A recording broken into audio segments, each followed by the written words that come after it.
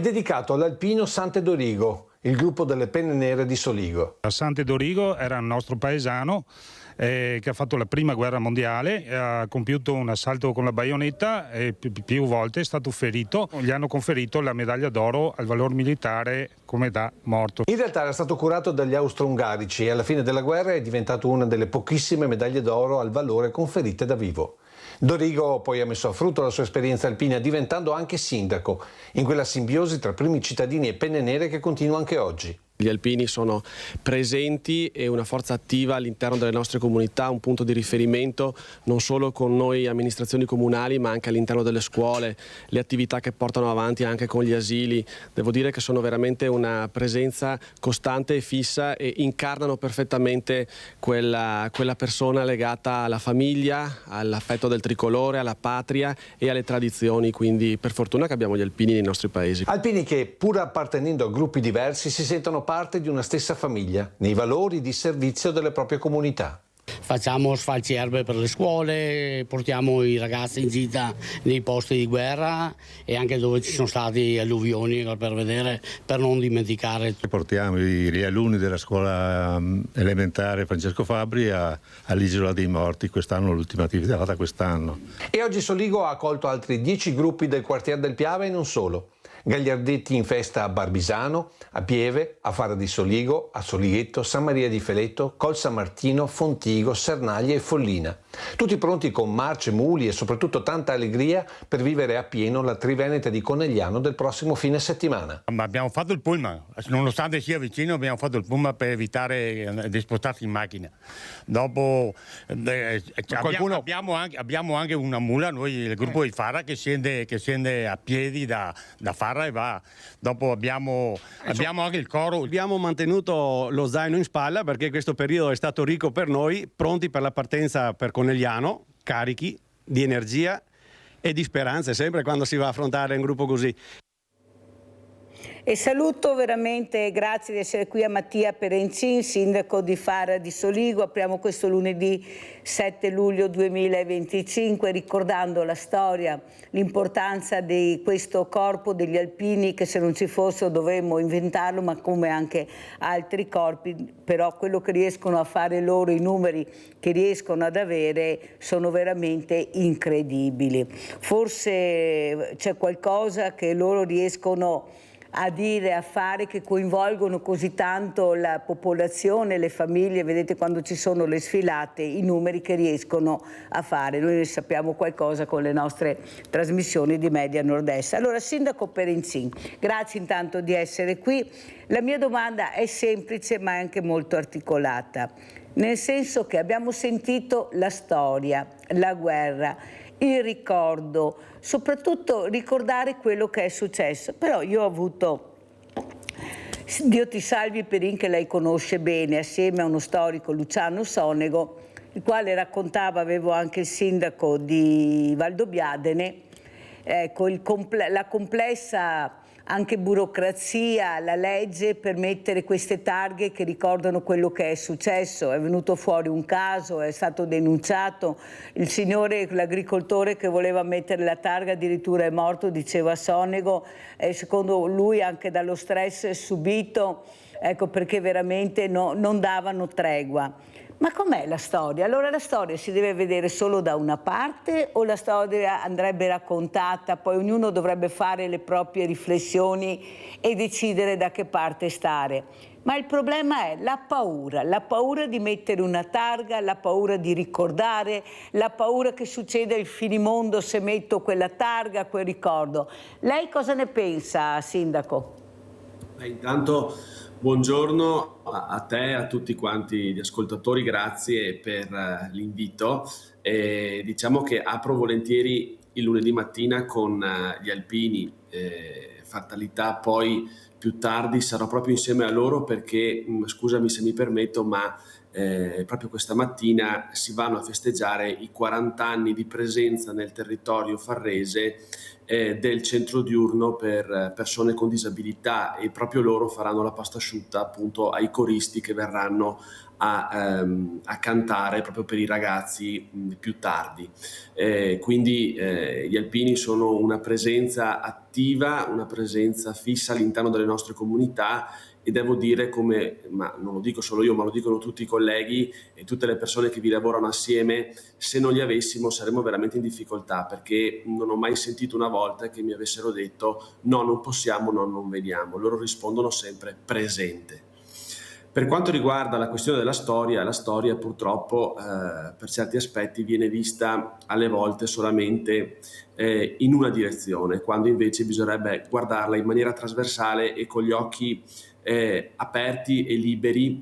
E devo dire che anche con Dio ti salvi Perin abbiamo fatto in questi anni diverse attività, diverse manifestazioni di conoscenza anche di alcuni aneddoti di storia locale sconosciuti o che magari non erano giustamente ricordati. L'ultimo che mi viene in mente è quello che abbiamo fatto qualche anno fa, e lì abbiamo posto un monumento e una targa per l'affondamento del piroscafo che c'è stato nel giugno della Prima Guerra Mondiale del 1916, in cui persero la vita moltissimi soldati, tra cui anche una decina di Farra di Soligo. Dio ti salvi, tra l'altro, ha una grande conoscenza, una grande ricchezza anche di cimeli, di ricordi, e per fortuna dico sempre che ci sono i collezionisti e queste persone che tengono viva il ricordo, e soprattutto per le nuove generazioni che spesso magari non conoscono e non sanno neanche quello che è stato all'interno dei nostri territori.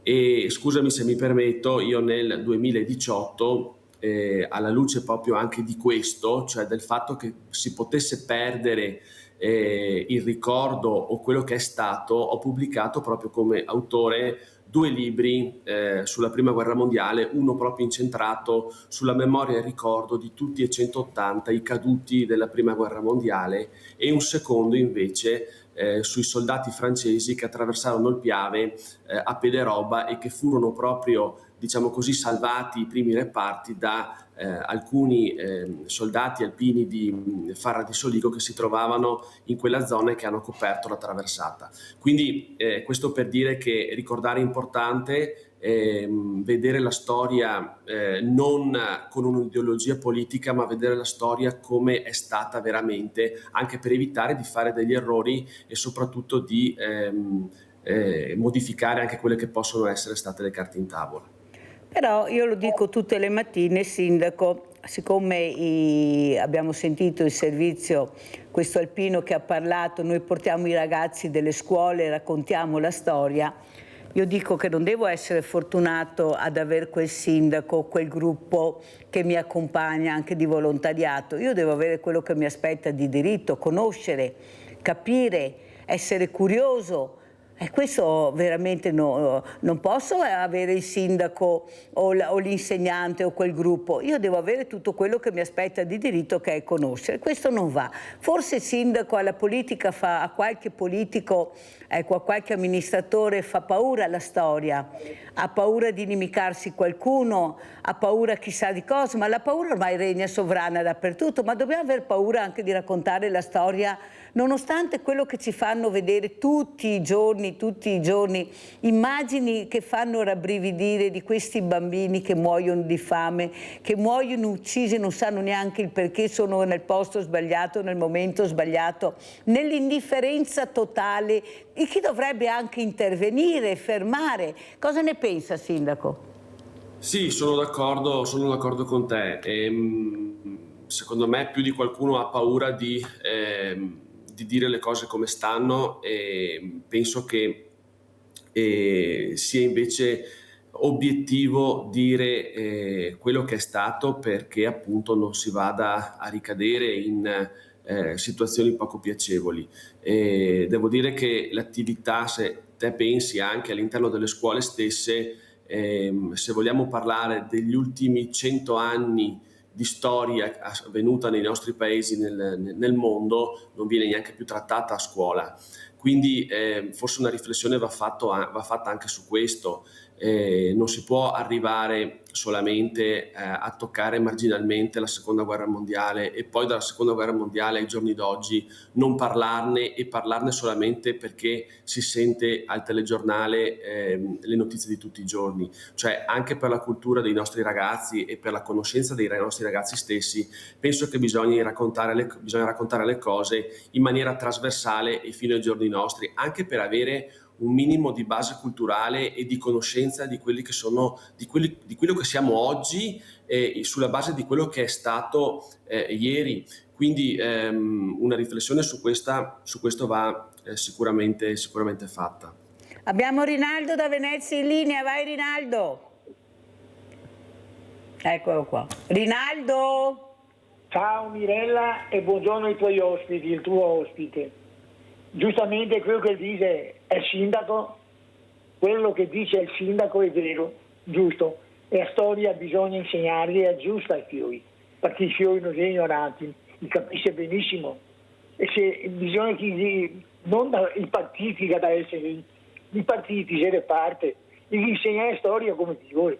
Guarda, adesso voglio dire una cosa importante, Rai, cara Rai, ti ne torno in giro tutti.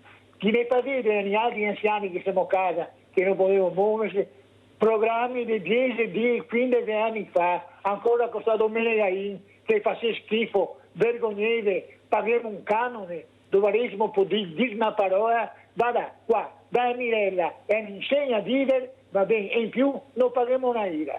E gli altri che 500.000 euro a uno che fa un festival di Sanremo, i descai nostri, e a noi altri ne faceva vedere tutto che 4 stupidine che vede 6-7 mila lire a testa perché viene a fare una trasmissione, quando paghiamo niente, impareremo, va bene, e in più e ne aiuta anche nella giornata perché capiamo tante robe, ma vergognate perché i sei nostri paghiamo il canone, perché non potremmo per esempio cavarsi da Rai e pago il canone volentieri sulla rete di Mirella, aiutare loro che vive quella pubblicità con niente. Vergognoso. E di altri si invia con le barche da 500-600 mila euro, si in giro con le barche, vergognate, cara Rai, meno di spesa e carcera. Dopo voglio dire, cara Mirella, se vuoi far carità, che non mi costa niente, beneficenza gratis, devi il 5 per 1000 a Mirella. Fai beneficenza gratis, non mi costa niente, perché gli scheghi da restaria sulle tasse va a sparire. Ricordate che a Mirella fa del bene, in più ne mostra quello che ha fatto, sulle famiglie che ha, e la gente felice e contenta, ma non morti da fame. Famiglie che lavorando in don non riesce a combinare il pranzo con la cena. Ora, delle cose che non io parlare. Questa è la televisione da aiutare, perché è utile al popolo, perché fanno una trasmissione come quella che fa 360 giorni all'anno, senza ferie, senza niente, e per niente, va bene. No, è ferie poi in agosto, dai Rinaldo, al manco quello in agosto, dai Rinaldo. Buongiorno a te. Grazie Rinaldo, grazie caro Rinaldo, lo so che mi vuoi molto bene, che mi volete bene, grazie al 5 per 1000 veramente riesco a fare, veramente aiutare non solo io ma tante associazioni di volontariato, riusciamo ad aiutare. Il problema è che non c'è neanche trasparenza sul 5 per 1000, non si sa neanche quanti soldi raccolgono, come vengono distribuiti. Il sindaco, lei fa parte del centro-destra, che qua dovrete battere un conto perché sono soldi che i cittadini danno alle associazioni di volontariato, ce li danno un anno dopo, 2 anni dopo, non sappiamo neanche quanto, calano le donazioni e noi riceviamo sempre meno soldi, caliamo tutti, è una cosa anche quest'anno un disastro. Io non riesco veramente a capire chi potrebbe fare chiarezza, poi i numeri ci danno i numeri che vogliono, ma la realtà qual è? Chi la sa? Anche qua la politica sul sociale dovrebbe veramente, è una storia, il sociale come dice il sindaco che ha aiutato, che continua ad aiutare questo mondo del volontariato, veramente che se non ci fosse non so anche gli amministratori come farebbero con quelli 2 soldi che hanno come contributi anche nazionali, perché sono tutti sindaci, a parte quello del Cortina che ha detto sempre che io ho tanti soldi, che sta bene, paga pista, paga acqua, paga tutto, tanto è vero che ho detto se spostiamo tutti a Cortina, visto che è tutto là, e dopo vediamo quello che sta succedendo. Allora, Sindaco, come commenta questa telefonata, le parole della Mirella, del volontariato, dei soldi che dovremmo avere, ecco, questa trasparenza, ecco, quanti ne sono arrivati, chi è che controlla? Chi è che sa quanti soldi arrivano veramente? Perché i numeri, tutti danno i numeri, però vedere che numeri danno e chi li dà. Prego, Sindaco. Allora, per quanto intanto la tua trasparenza, la tua trasmissione, ormai io partecipo da diversi anni ed è sempre molto piacevole, anche perché qui si possono dire le cose come stanno, e quindi ti ringrazio anche per la tua attività che fai costantemente. Per quanto riguarda il sociale, questo è un dramma giornaliero, e scusami se uso queste parole, perché mai come negli ultimi anni il sociale va ad influire sul bilancio pesantemente anche di un comune. Tieni presente che buona parte delle risorse impegnate nel territorio, togliendo l'aspetto, diciamo, degli interventi di opere pubbliche, sono legate al sociale, quindi aiuto a inserimenti all'interno di RSA, quindi di anziani, quote legate ad aspetti di disabilità, situazioni, e questo è un fenomeno in grossissimo aumento e pochi ne parlano, legate ai minori, quindi minori in struttura, minori che hanno difficoltà a relazionarsi. Noi, consentimi che rubo questo spazio un attimo per dire un interessante progetto che abbiamo ideato e stiamo portando avanti ormai da 2 anni, mettendo assieme attorno a un tavolo tutti i comuni del quartiere del Piave e da quest'anno anche della Vallata e gli istituti comprensivi e l'ULS. Questo non è mai successo un protocollo di questo tipo, dove andiamo ad intervenire con le famiglie e con gli studenti, quindi attraverso le scuole, che hanno delle difficoltà o che hanno bisogno di sostegno e di aiuto. Questo progetto si chiama Genitoriamo e facciamo proprio delle attività per le famiglie, per i genitori, per saper parlare con i loro figli, per saperli ascoltare, ma anche per ascoltare quelle che sono le problematiche, e dall'altro lato attività con i figli stessi. Perché questo? Perché c'è proprio un problema legato alle giovani generazioni, a una grossa dispersione, a una difficoltà relazionale, complice anche tutta questa tecnologia e questi social network, quindi anche la capacità relazionale stessa dei ragazzi, e dopo problemi legati appunto a difficoltà di interazione all'interno della scuola e con la scuola stessa. Quindi questo per dire che il sociale noi ce ne occupiamo costantemente e supportiamo anche moltissimo, per esempio, le associazioni sportive, perché anche queste sono un ottimo deterrente, diciamo così, a le baby gang, a ragazzi per strada senza meta. Invece li supportiamo all'interno delle attività sportive, quindi con le associazioni che fanno un grandissimo lavoro appunto anche di recupero dei ragazzi, questo senz'altro.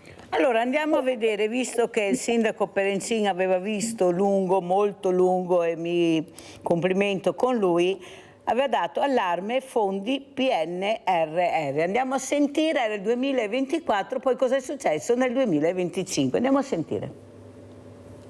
Quest'anno già fino all'annualità del 2028 ho un ammanco annuale di altri 30.000 euro legato appunto a questi famosi tagli che vengono fatti. Ulteriori tagli che pesano sulle casse dei municipi, 30.000 euro a Farra di Soligo comune, come molti altri alle prese con i progetti finanziati con fondi PNRR, cantieri per i quali le amministrazioni stanno anticipando i soldi in attesa che venga restituito loro quanto spetta. Noi, come sempre succede, prepariamo i progetti, corriamo anche per preparare i progetti, ci vengono assegnati i fondi e poi i fondi arrivano il contagocce. Per Farra un esempio su tutti, la realizzazione della nuova scuola primaria di Col San Martino, il cui cantiere procede spedito secondo cronoprogramma. Io con il fondo del PNRR ho preso 3 milioni e 100 su un totale di circa 4 milioni di euro. 4 milioni 400 mila euro il costo dell'opera. Al momento il Comune ha pagato alla ditta che si sta occupando dei lavori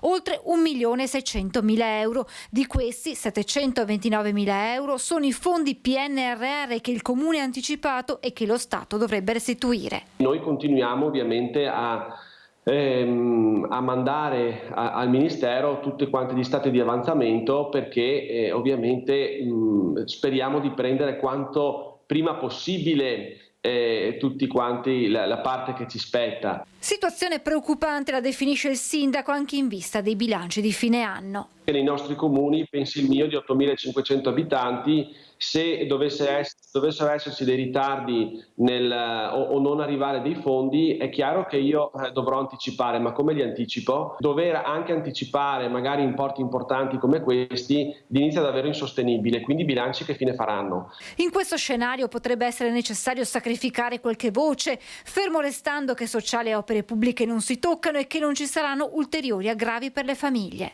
Potrebbe essere quella della sostituzione degli impianti di illuminazione pubblica piuttosto che l'asfaltatura delle strade. È brutto da dire, però da qualche parte bisogna pur tagliare. Per quanto riguarda la questione PNRR, ANCI Veneto si sta muovendo con le prefetture delle diverse province per sbloccare la situazione. Io mi auguro insomma che l'ANCI batta i pugni sopra la tavola e che riesca a darci una risposta. Allora, Sindaco, come commenta? Cosa è successo nel 2025? Le previsioni che aveva fatto erano previsioni giuste. Noi abbiamo visto tante colate di cemento, mentre i fondi del PNRR erano destinati soprattutto al terzo settore. Il terzo settore vuol dire quasi sempre fragilità. Poi vediamo che all'interno mancano le figure importanti per far partire queste case di comunità. E soprattutto io non riesco a capire se si continua così la politica dove ci porterà. Sentiamo soldi per le armi, per gli armamenti, perciò vuol dire che tu penserai che in futuro ci saranno sempre delle guerre, bisognerà difenderci e poi vediamo questi diversamente giovani che hanno bisogno di tutto e di più. Io quello che resto sconvolta, mi piacerebbe farvi vedere, perché dicono che non ci sono le strutture. Voi dovreste vedere anche in provincia degli stabili bellissimi, dove sono io, la provincia di Treviso, che il sindaco conosce bene. Ci sono degli stabili che potrebbero essere stati ristrutturati per mettere dentro queste figure, visto gli spazi, ecco, i parchi vicino alla città, anche per le famiglie, per arrivarci. Pensiamo a Villa Franchetti che ancora se la stanno passando, una delle ville più belle, compensa un orto botanico che c'era, un parco meraviglioso, se la stanno ancora passando di qua e di là nel degrado. Ma perché, Sindaco? Lei ha detto giustamente, io sto cercando di lasciare un segno, facendo delle cose utili per la comunità. Ma qualcuno sta facendo le cose utili per la comunità o sta facendo la propria visibilità, il proprio interesse? Perché non può essere, sono cose che erano state date proprio per aiutare le comunità. Prego, Sindaco. Allora, quando parli del PNRR mi incazzo, scusami di lunedì mattina, ma... Meno male, bisogna anche iniziare a parlare. No, prego, perché? Sindaco. Ma sai perché? Perché tu hai fatto vedere un servizio che è andato in onda circa un anno e mezzo fa, un anno fa. Adesso noi con quella scuola la inaugureremo a metà settembre, col cantiere siamo ben avanti, ma dico per fortuna perché avevamo un avanzo di cassa e una liquidità abbastanza importante per la quale siamo riusciti a anticipare noi tutte le parti che dovrebbe averci dato lo Stato per il PNRR, perché ci sono dei ritardi pazzeschi, senza togliere il fatto che quando citavo prima i mancati trasferimenti, quindi i tagli che ci sono stati, noi abbiamo come comune dal 2024, 2023-2024 fino al 2028 tagli ulteriori per circa 180.000 euro. Quindi questi sono soldi che a noi ci mancano, per la quale noi facevamo di conto. In più sul PNRR, anche qui si sono riempiti la bocca tutto e tutti tutti quanti. Ma il PNRR, se voi guardate come è stato gestito, anche i trasferimenti, i soldi che sono stati dati, buona parte, ma non lo dico io perché me lo sono inventato, ma perché c'è scritto, almeno il 60% è stato dato ai comuni del sud. La restante parte è stata divisa fra le città metropolitane, le province e i restanti comuni. Quindi a noi, come comuni del nord, sono rimaste veramente pochissime risorse.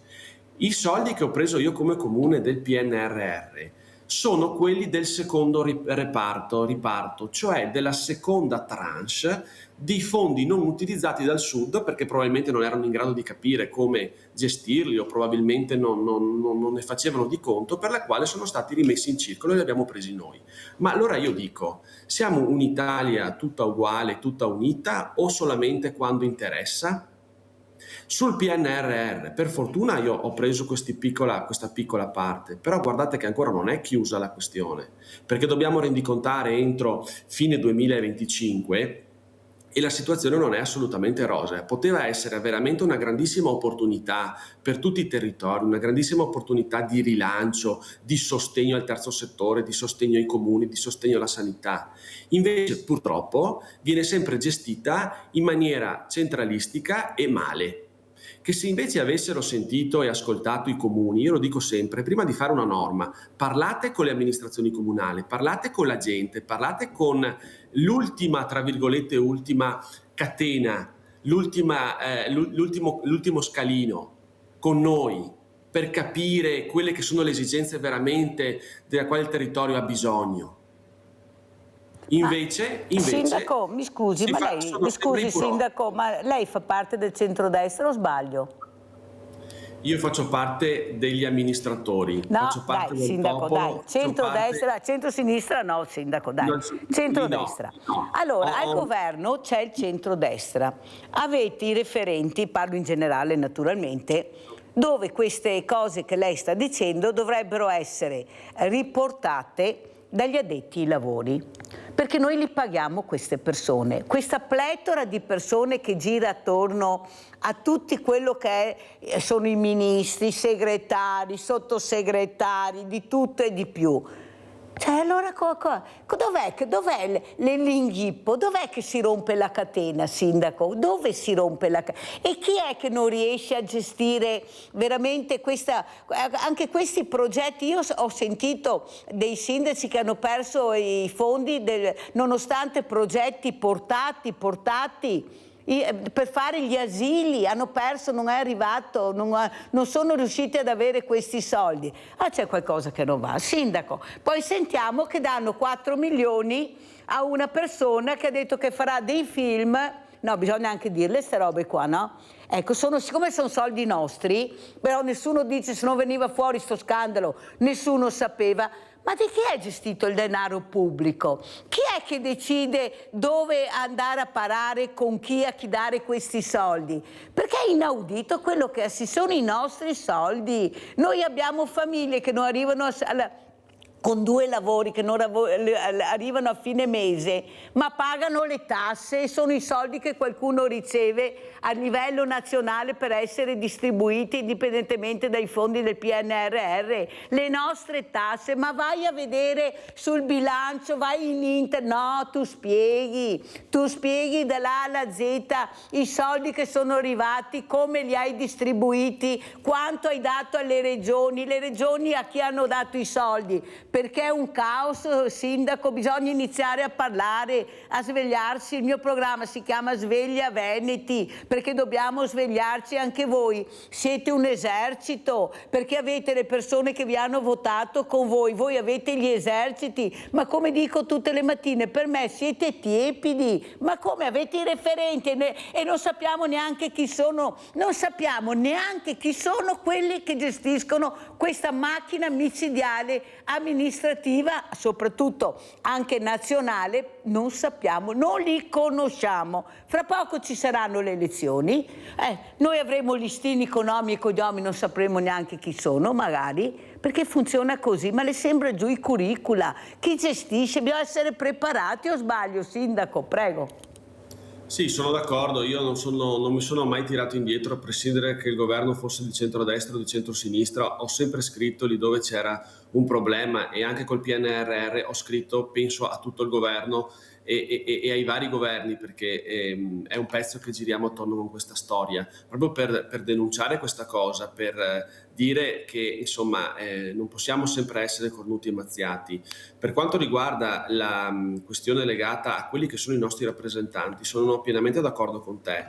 Il fatto di eleggere in un sistema per la quale sono i partiti a fare i nomi, a mettere i capolista lì dove più gli conviene e nei collegi blindati, ha fatto sì che di fatto nei territori non si conoscesse più chi sono i nostri rappresentanti. Ma io lo dico con estrema tranquillità, anch'io faccio fatica a capire chi siano, perché o non si vedono o non ci sono o probabilmente sono dei paracadutati. Bisognerebbe tornare a un sistema come è il sistema delle elezioni amministrative, cioè come veniamo eletti noi, in cui ci mettiamo la faccia e siamo presenti tutto il giorno sul territorio e se non portiamo a casa quello che abbiamo detto e quello che abbiamo fatto come programma, ci rispediscono a casa. Ma questo è la democrazia e questo dovrebbe funzionare. Invece così abbiamo dei rappresentanti all'interno del Parlamento e del Senato per la quale manco sappiamo chi sono perché sono stati eletti nei listini bloccati. Probabilmente bisognerebbe ritornare a un sistema come è il nostro, cioè con le preferenze, con i collegi. Fino a 15 anni fa era così e almeno conoscevamo i nostri parlamentari, i nostri senatori e sapevamo dove andare a batter cassa. Sindaco, ma tutti dicono, tutti i partiti, e non tolgo nessuno, tutti volevano cambiare la legge elettorale, però non la cambia nessuno. Perché? Perché le segreterie regnano sovrane, comandano, decidono loro. Nel momento che danno le preferenze non hanno più il coltello dalla parte del manico e ce l'avremo noi, indipendentemente poi se riusciremo anche a capire come gestire. Ecco, la Democrazia Cristiana aveva una cosa importante, che prima di far arrivare una persona in Parlamento aveva una gavetta, ma una gavetta ferrea, e dopodiché arrivava nella poltrona che meritava, però faceva la gavetta. Le sembra che quello che vediamo sia persone che hanno fatto la gavetta, a parte qualcuno, perché non è che siano tutti sfrodi. Siamo pieni di avvocati, non so, il Parlamento si è fatto di avvocati ormai, ecco, forse proprio perché hanno paura di commettere qualcosa e perciò c'è sempre poi la sponda giusta che ti tira fuori. Non le sembra che la popolazione italiana è stanca, non ne può più? I numeri delle persone che non vanno a votare sono numeri che fanno veramente riflettere. Poi quando sento qualcuno che dice il Veneto siamo noi gli italiani, mi hanno votato. Quali italiani? Il tuo partito? Gli altri? Dove li mettiamo gli altri? Ecco, forse non contiamo proprio niente e decidono veramente sopra di noi, indipendentemente da quando ti hanno promesso le promesse del marinaio che poi non vengono veramente rese nel merito, ma solo bugie. Ecco, dovrebbero avere il naso come Pinocchio. Non le sembra che la popolazione è stanca, avvilita? Però purtroppo siamo così, è un popolo che incassa, un popolo che non ha una rivoluzione, l'unica, dico sempre, l'hanno fatta le mondine, ma così si potrà andare avanti, questo paese riuscirà a uscire dal tunnel. Prego, Sindaco.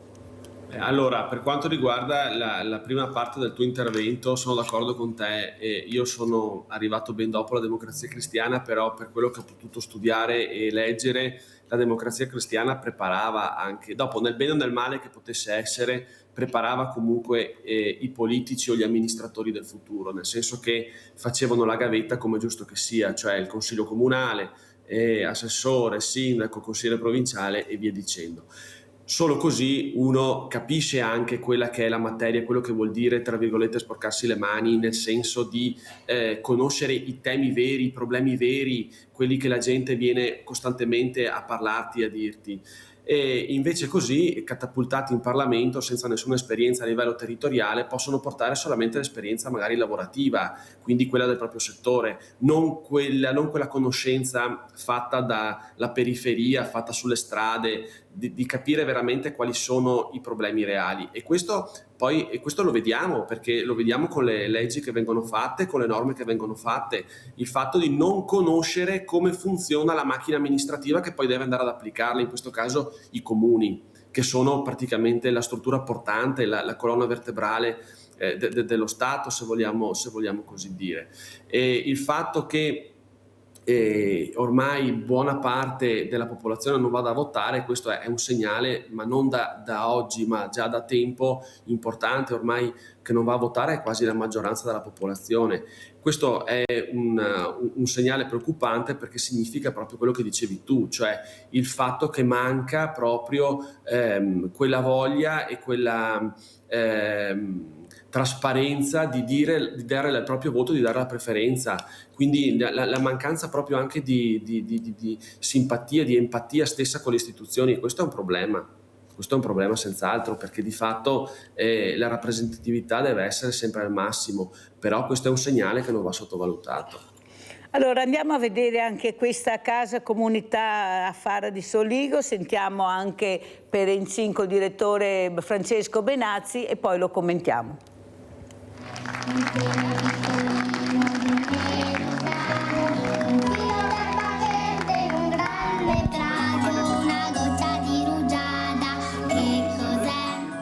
Si dà il via ai lavori di questa importante struttura, stiamo parlando di 1500 metri quadri, un investimento con fondi regionali e con fondi del PNRR per oltre 2.300.000 euro.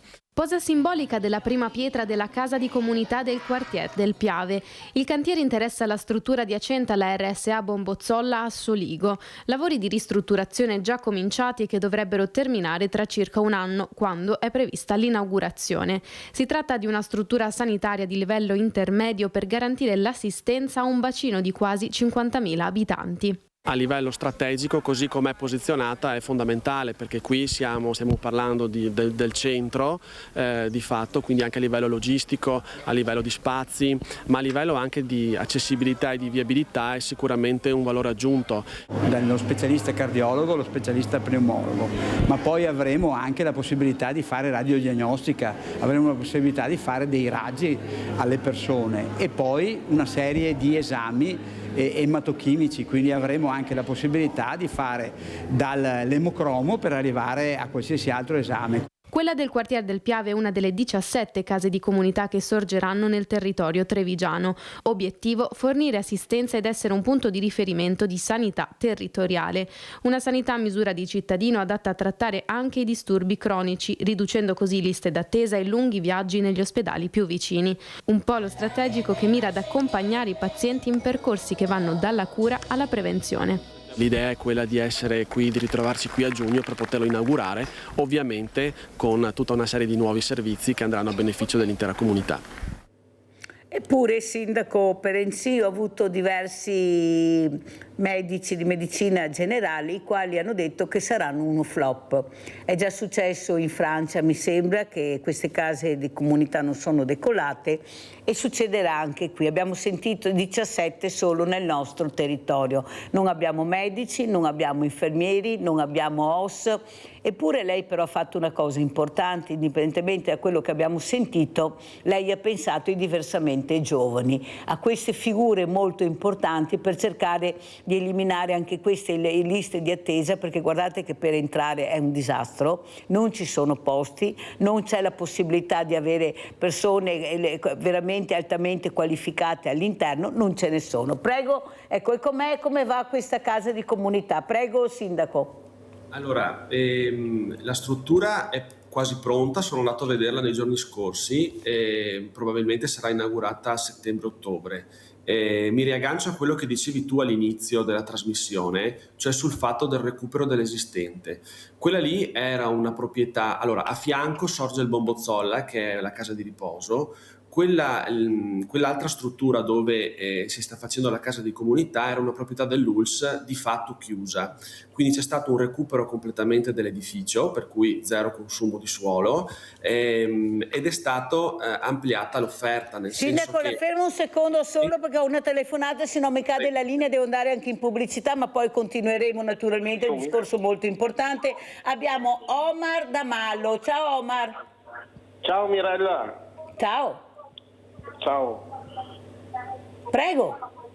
Ascoltami, io mi chiedo, state parlando, sto seguendo la trasmissione col sindaco, no? Sì. Vi sto seguendo e sto vedendo, no? Continuate a parlare del PNRR. Sì. Parla Omar, parla. Però vedo che le persone sono in mezzo alla strada e nessuno le aiuta. Io è un anno che vivo per strada con la compagna in gravidanza. Mamma mia.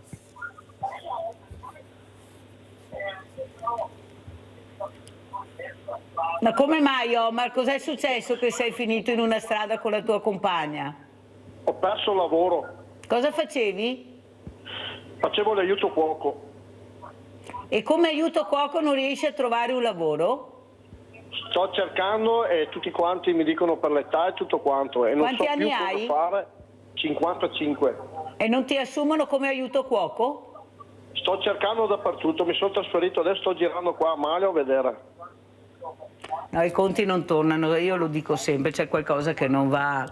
Ecco, dopo bisogna vedere anche il rovescio della medaglia. Omar, lascia il tuo numero che poi mi faccio sentire, perché è una situazione, cioè voglio capire queste robe qua, perché No, tutti cercano... ho la compagna in gravidanza, ci vogliono mettere...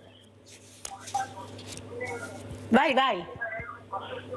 Ci vogliono mettere sempre su questi dormitori dove ci sono tutti extracomunitari e vado con una compagna su un dormitorio in gravidanza. Ma ti sei rivolto al comune, al sindaco, ai servizi sociali? Sono andato a Vicenza, ho parlato anche con Possa Mai, nessuno non fa niente, ho parlato con gli assistenti sociali, nessuno non fa nulla.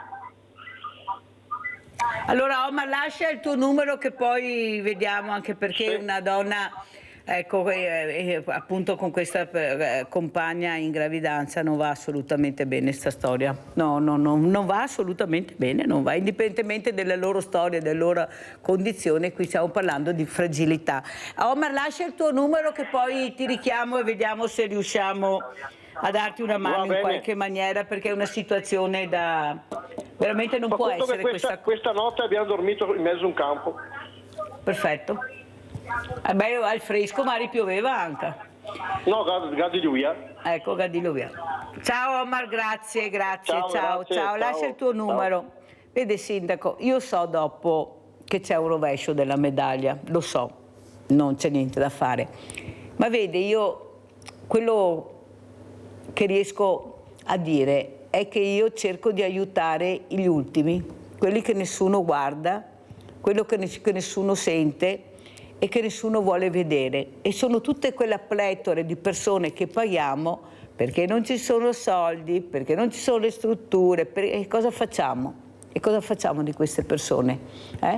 Cosa facciamo di queste persone?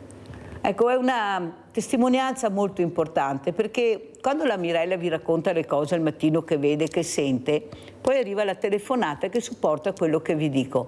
Ma volete dirmi che non c'è un posto dove, indipendentemente che lei voglia, non voglia, perché dopo bisogna vedere tutte queste storie, poi andrò a sentire, ma bisogna pur dare un tetto a queste persone. Ma facciamo come la persona che abbiamo visto che dormiva in macchina, che è morta proprio a Vicenza, dalle parti di Vicenza. L'avete visto quel servizio là?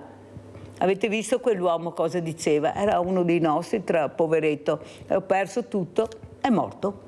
E allora aspettiamo ancora qualcosa, pubblicità.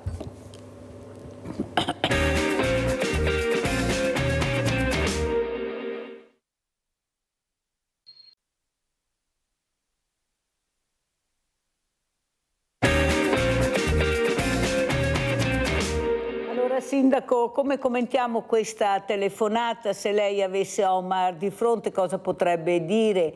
Anche io lo so che non avete la bacchetta magica, non è... Quando sento ma non possiamo aiutare tutti, ce ne sono, intanto comincia ad aiutare quello che ti faccio vedere, sentire, vedere assieme alle associazioni di volontariato cosa si può fare. Ma assolutamente non veniamo interpellati, non sappiamo. Noi abbiamo creato questo villaggio delle associazioni, vediamo anche la locandina dal 10 al 13 di luglio nel Parco del Sile, perché siamo stanchi di non poter aiutare, nessuno ci coinvolge, pochissimi ci chiamano, i servizi sociali si nascondono dietro la privacy, c'è la privacy, non possiamo dare i nomi e cognomi, tutti facciamo tutto e poi alla fine troviamo queste situazioni, invece ognuno deve fare la propria parte, quello che è capace di fare, quello che può fare. Prego Sindaco.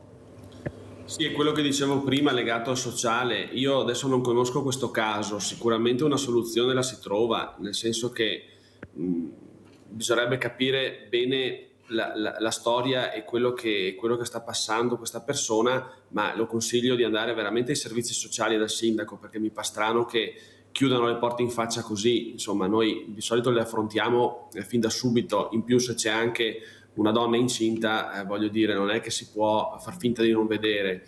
Quindi sì, mi limito semplicemente a dire questo su questo caso, non conoscendolo e non avendo insomma il polso della situazione. Ecco, posso dire che sempre di più non sono casi isolati, questo purtroppo lo possiamo constatare.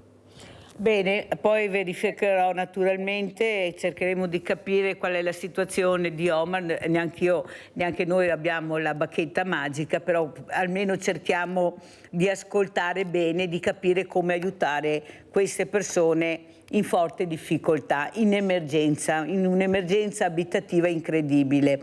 Allora, Sindaco, continuiamo anche quello che stava spiegando, ecco, queste case di comunità, questa realtà dove veramente lei sta cercando, si sta ultimando perché non è ancora pronta. Come vede la situazione, Sindaco? Ma allora, la situazione a livello sanitario, quindi per quanto riguarda la questione dei medici di base, per parlare di un tema sentito spesso e volentieri, non è sicuramente rosea, nel senso che ci sono completamente zone carenti. Io sono riuscito un anno fa ad avere qui, dare anche degli ambulatori medici a un paio di medici e sono riuscito a coprire tutte le frazioni che da qualche anno erano anche senza medico di base. È chiaro che ce ne sarebbe bisogno di più medici di base. Per quanto riguarda la casa di comunità, come dicevo, lì si va a riportare di fatto quello che era già esistente, cioè il centro prelievi, che è il centro prelievi più grosso di tutta la zona, che serve circa 45-50 mila utenti, perché prendiamo tutto il quartiere del Piave e anche parte della vallata, e poi di fatto vengono portati tutta una serie di servizi, ampliando l'offerta che c'erano già nel territorio, ma che di fatto vengono messi insieme in un'unica struttura baricentrica e centrale e dove tutti possono accedervi, anche avendo un'operatività H24. Su questo ne ho parlato nei giorni scorsi con il direttore generale, che mi ha appunto assicurato come nel mese di settembre-ottobre dovremmo andare ad inaugurarla, e mi ha assicurato anche che il personale, che è la domanda che gli ho fatto fin da subito, cioè abbiamo il personale, perché è inutile fare il contenitore se poi il contenitore è vuoto, mi ha confermato che di fatto il personale c'è e che quindi sarà operativa fin da subito, essendo appunto anche la prima che verrà inaugurata in provincia di Treviso. Quindi il tema della sanità è sicuramente un tema importante. Io tra l'altro ho anche un fratello che lavora all'interno in ambito sanitario e sappiamo la carenza che c'è proprio anche di infermieri, di OS, di operatori anche per i nostri nonni all'interno delle case di riposo. Se voi pensate, io ho 2 RSA in paese e tutte e 2 le RSA mi dicono appunto come siano in grossa difficoltà nel trovare OS e infermieri, e a volte gli tocca tenere alcune stanze magari vuote perché non hanno i turni per coprire i turni degli infermieri, che non bastano mai. Quindi questo è un dramma, perché la popolazione invecchia sempre di più e quindi bisogna cercare assolutamente di dargli delle risposte, perché non possiamo pensare ormai di lasciare degli anziani a casa senza le cure necessarie o con file chilometriche per poter entrare nell'RSA. Quindi anche la questione, per esempio, dei test di medicina, che hanno fatto negli anni mietuto una montagna di vittime, in senso che non hanno dato la possibilità a gente che aveva veramente voglia di entrare perché non passavano i test, era un'altra delle cose veramente assurde e che adesso stiamo pagando di fatto. Quindi il tema sanitario è sicuramente un tema che va affrontato nei prossimi anni, perché tutti noi invecchiamo e la popolazione sempre di più invecchia, però vediamo che anche come turni e come personale è sempre più carente. Sì, però vede Sindaco, c'è un problema che forse dobbiamo parlarne proprio con voi, che è quello della denatalità e chi accudirà queste persone. Allora, finché continueremo a chiuderci noi stessi e non capire che il diverso ormai è fondamentale, perché guardiamo chi lavora all'interno di queste strutture, andiamo a vedere chi sono, forse non andremo da nessuna parte. Dobbiamo capire che forse queste persone, tutti quanti noi, verremo veramente aiutati a percorrere l'ultimo tratto della nostra vita proprio da persone che vengono da altri paesi, perché noi non li abbiamo.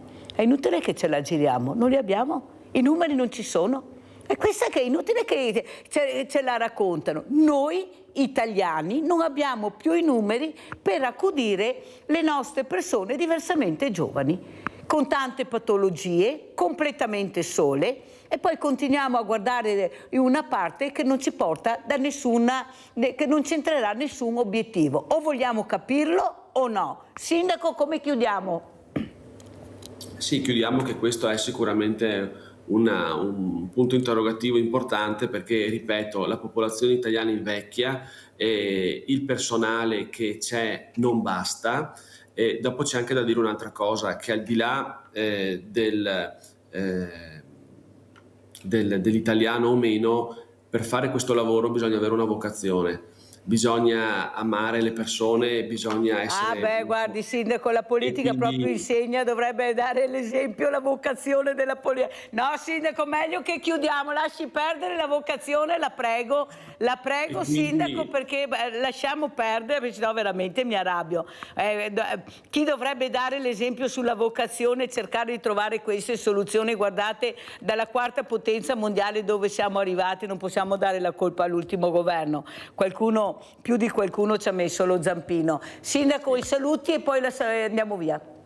Sì, grazie sempre della disponibilità e dell'invito. Adesso, come dicevo, vado a festeggiare i 40 anni del centro diurno di Soligo, una realtà che si occupa di disabili, e credo che insomma a queste realtà sia giusto dare il giusto spazio, e 40 anni di attività anche silenziosa ma che tanto fanno per i nostri paesi non sia poco, quindi porterò insomma anche il tuo saluto, se me lo consenti, e magari sarebbe bello che venissi proprio anche a trovarci, perché fanno veramente dei lavori straordinari anche per noi, perché ormai da un paio d'anni li ho coinvolti nel farci anche gli addobbi natalizi all'interno del municipio e non solo, quindi grazie per la disponibilità e alla prossima. Grazie Sindaco. Non so se vuole ascoltare l'ultima telefonata. C'è Paola da Campo San Piero, veda lei. Ciao Paola.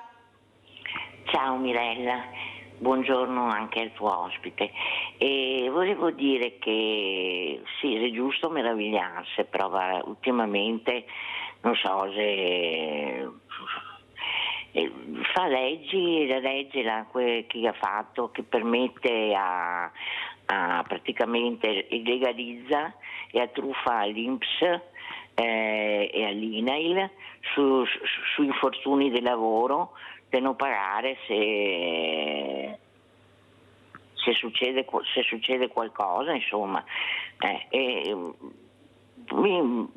Veramente non so cosa dire, perché è possibile che nel 2025 democrazia o non democrazia vengano ancora fatte queste cose qua. È allucinante, ecco, non ho altre parole. Grazie cara Mirella. Paola. Grazie, veramente allucinante, hai detto la parola giusta, quello che noi assistiamo quotidianamente, io poi in particolare col mondo del volontariato, cosa vediamo e cosa sentiamo, è veramente da mettere i brividi. Pensate che io devo girare con l'avvocato per riuscire a rimanere in provincia, perché è veramente una cosa indecente quello che stiamo subendo, non solo io ma tanti di noi. Pubblicità.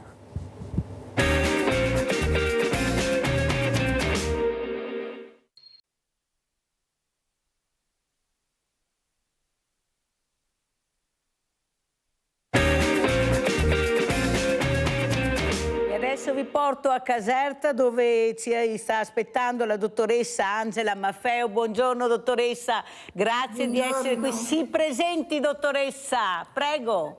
Angela Maffeo, già direttore Spisal AULS 2 Marca Trevigiana, attualmente tornata in patria a Caserta e responsabile della UOC Risk Management, qualità e risk management.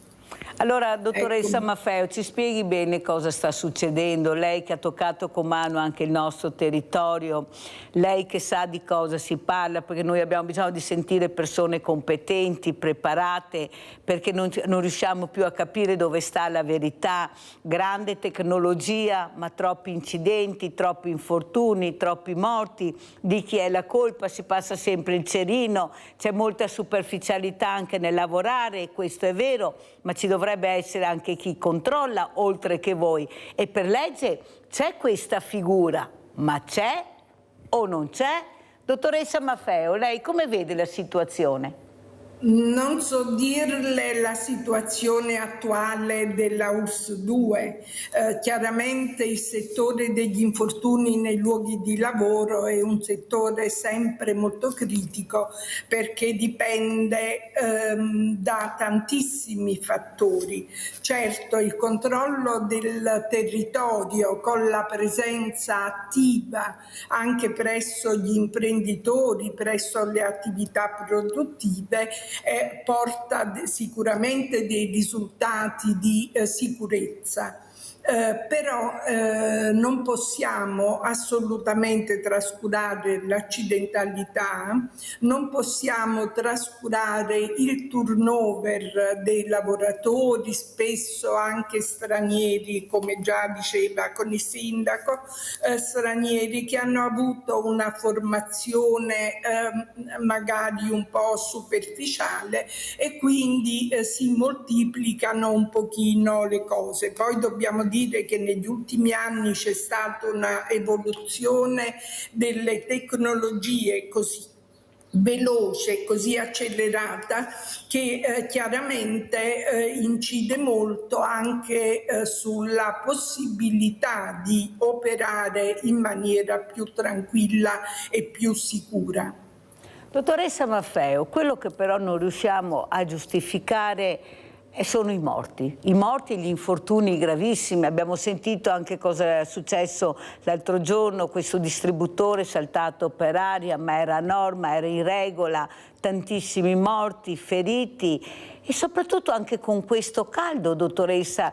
Io vedevo questi cantieri edili, io poi sono una che fa anche i numeri, non sono una che passa tranquilla, senza la minima sicurezza, ma fa troppo caldo, non riesco Allora si riduce l'orario di lavoro, si lavora solo nel momento che puoi lavorare con una temperatura che ti permette di fare questo, ma devono esserci morti e feriti gravi per capire che abbiamo bisogno più di controlli. Cerchiamo di farci aiutare anche dal mondo del volontariato, questa protezione civile che la vediamo specialmente solo quando esondano i fiumi, i mari, nelle sagre, mentre dovrebbe essere da supporto se non abbiamo i numeri, perché non li abbiamo, perché questi sono i numeri che ci sono, dovremmo pure controllare in qualche maniera, ma devono sempre succedere le tragedie per capire che forse con 40 gradi di caldo non si può lavorare, perché succede tutti gli anni. Questo, mi scusi se mi interrompo, è un po' il discorso anche della sanità.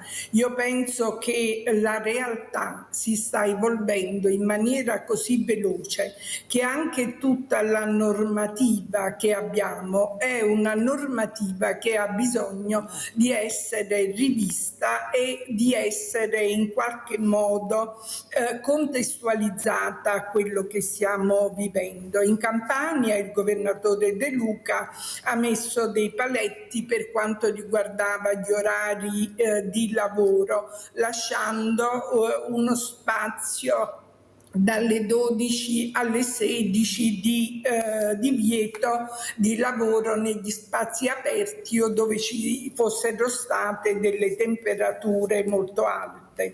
Però chiaramente non tutte le regioni hanno lo stesso clima e quindi non tutte hanno le stesse norme, quindi cercare di incominciare anche a contestualizzare ma anche a revisionare le norme che abbiamo. Io partirei proprio dalla sanità, francamente, dove ormai il vecchio 502 ha fatto il suo tempo, si mettono il titolo quinto della Costituzione, ha creato ancora di più delle problematiche serie di disparità nelle diverse decisioni. Dottoressa Maffeo, mettiamo queste due parole, prevenzione e sicurezza. Come si può prevenire e mettere in sicurezza? Io penso che andrebbe fatta una scuola di formazione molto importante prima di mettere queste persone. Ma chi la fa? Dove si fa? Come dice lei, ogni regione ha sé. Prevenzione e sicurezza si parte sia nel campo della 8108 sia nel campo del risk management. Fondamentale la valutazione del rischio.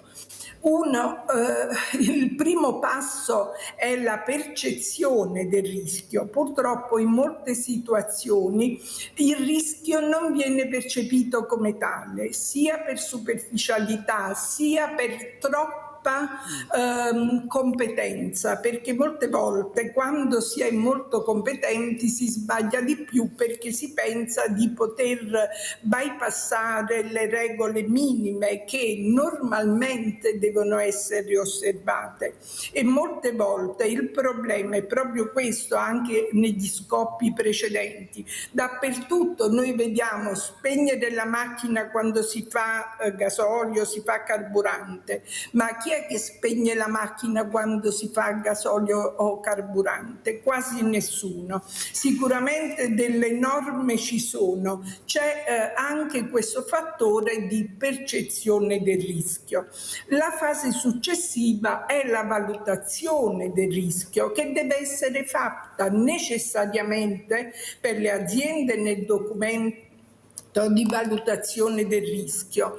Per quanto per l'8108, per il risk management percorriamo una strada parallela che è quella della valutazione del rischio clinico, e a livello di aziende sanitarie si redige il PARM, cioè il piano aziendale di risk management, in cui vengono analizzate le criticità, i sinistri e le varie situazioni di esposizione al rischio. Non a caso il Ministero della Salute si regola con delle raccomandazioni ministeriali e con la segnalazione degli eventi sentinella. Io continuo sul risk management perché noi abbiamo una legge, la 24 del 2017, la cosiddetta Gelli Bianco, che tutela l'operatore sanitario anche nella segnalazione delle criticità. Eppure devo dirle che le segnalazioni pervenute sono sicuramente molto poche.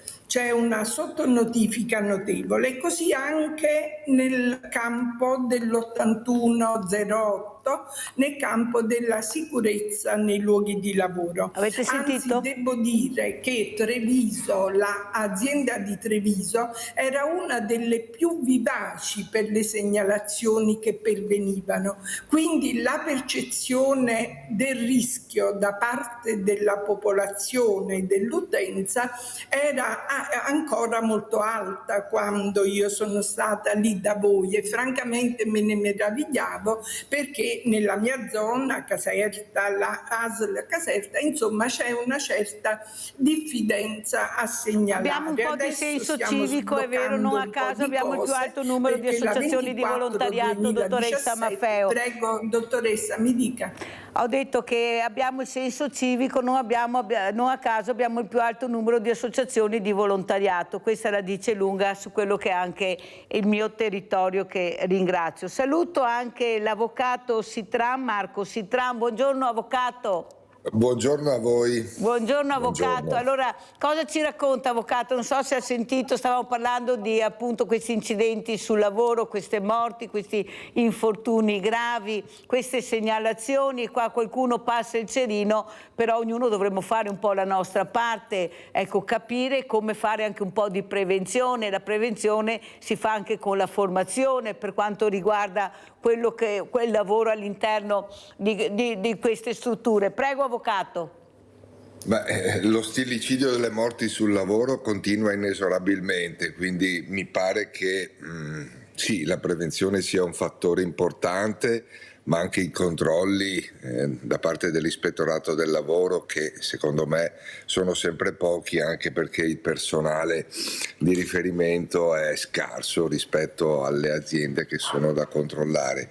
È chiaro che in un sistema come il nostro, in cui il profitto è il mantra da seguire, si risparmia in sicurezza di lavoro e quindi purtroppo il fenomeno rischia di aggravarsi, purtroppo. Purtroppo, ha fatto bene a dirlo. Io l'ho invitata avvocato perché a me piace avere questi ospiti che hanno peli sulla lingua, dicono quello che pensano, poi ognuno a casa fa le proprie riflessioni, ma almeno ognuno dice quello che pensa veramente, la verità. Come ha vissuto il matrimonio di Bezos, queste contestazioni, invece da una parte, invece molti applausi da un'altra? Lei come l'ha vissuto e cosa vuole dire? Io sono stato ai margini perché ovviamente avevo la mia barchetta e cercavo di evitare il trambusto dovuto a questo evento. Credo che si sia un po' ingigantito il fenomeno perché ognuno è libero di sposarsi dove vuole. Non ritengo che sia stata bloccata completamente la città. È vero che si parla di un magnate, uno degli uomini più ricchi del mondo, però ha fatto 3 giorni di eventi, forse sono un po' troppi, ma sicuramente non c'è stata una paralisi. Ha affittato una trentina di motoscafi pagati anche 400 euro all'ora, ci sono stati anche molti atterraggi di jet all'aeroporto, quindi sicuramente c'è stato un disagio, ma ritengo che questa sia una speculazione un po' eccessiva perché a parte l'indotto che ha creato, ritengo che i soliti contestatori, quelli del... Guardiamo anche le immagini, così intanto che l'avvocato parla, vediamo le immagini di questa contestazione. Prego avvocato. No, voglio dire, contestazioni secondo me che provengono da gente che ha fatto poco per Venezia. I veri problemi sono la mancanza di residenti, la monocultura turistica e non certamente il matrimonio di un milionario. Quindi dal mio punto di vista forse invitare Bezos a investire a Venezia o nella gronda lagunare potrebbe essere stato sicuramente un invito più interessante rispetto al rifiuto totale di questa parte di contestatori che secondo me non vanno al punto e al nodo nevralgico di Venezia, che è una città che continua a spopolarsi e che vive solo di turismo e soprattutto di turismo di massa. È vero che Bezos è un uomo discusso che paga poche tasse, ma questo non ha nulla a che vedere con il matrimonio. Ognuno è libero di sposarsi dove vuole se non paralizza la città. Non mi pare che sia stato questo, mi pare che i contestatori dovrebbero invece indirizzare la loro attenzione verso, ripeto, i veri problemi di Venezia, che sono la mancanza di autonomia, l'unione forzosa con Mestre, che ha dato i grandi problemi sia a Mestre che a Venezia, la qualità della nostra politica, che certamente non è all'altezza di una città, di un capoluogo di regione come il Veneto. Allora andiamo a sentire cosa ha detto il patriarca a Moraglia proprio su questo matrimonio e poi lo commentiamo. Io non sono entrato, anche perché non mi sembra che sia un matrimonio cristiano, no? Nel senso che sia stata una grande manifestazione in cui evidentemente si è espressa una visione culturale. Chi non si ritrova in questa visione culturale può anche prendere le distanze. Credo che sia importante, prenderle nel modo dovuto, rispettoso. A margine di un incontro nel carcere di Santa Maria Maggiore, il patriarca di Venezia ha commentato così le polemiche scoppiate nei giorni scorsi sul matrimonio tra Jeff Bezos e Lauren Sanchez, che dopo aver celebrato e festeggiato hanno salutato la laguna alla volta delle coste croate.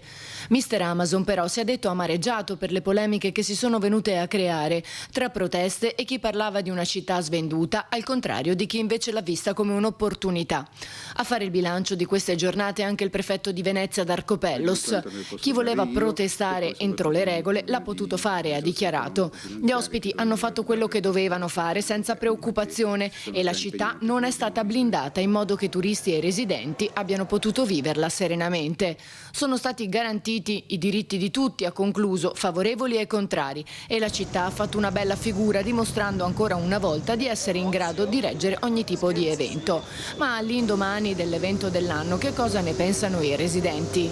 Per me, che sono veneziana e locale, non è cambiato granché dal punto di vista del fatto che comunque Venezia è una città commerciale, a una persona che ha molti soldi ha fatto quello che comunque ha fatto i suoi interessi ed è andato via. Se c'è richiesta c'è offerta, se c'è offerta c'è richiesta, è l'unica cosa che posso dirti. È vero che ha fatto la donazione importante, però il messaggio è: chi è forte e potente si può comprare per 3 giorni una città. A me personalmente non ha dato fastidio, capisco anche magari le critiche da un punto di vista concettuale, però poi nel concreto non c'è stata nessun tipo di interferenza, almeno per quanto mi riguarda.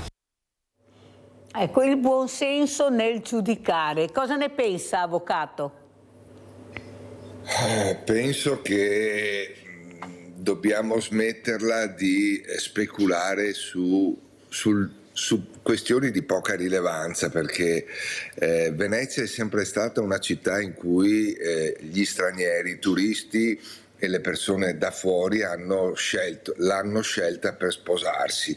È vero che, ripeto, parliamo di uno degli uomini più ricchi del mondo che ha messo in ginocchio anche molti negozi di vicinato, ovviamente con la vendita online di prodotti e merci, però questa è la globalizzazione, questo è il sistema capitalistico spinto che ci troviamo, e sicuramente non possiamo in questo momento invertire la tendenza. Possiamo invece, ribadisco, cercare un altro modus vivendi per Venezia.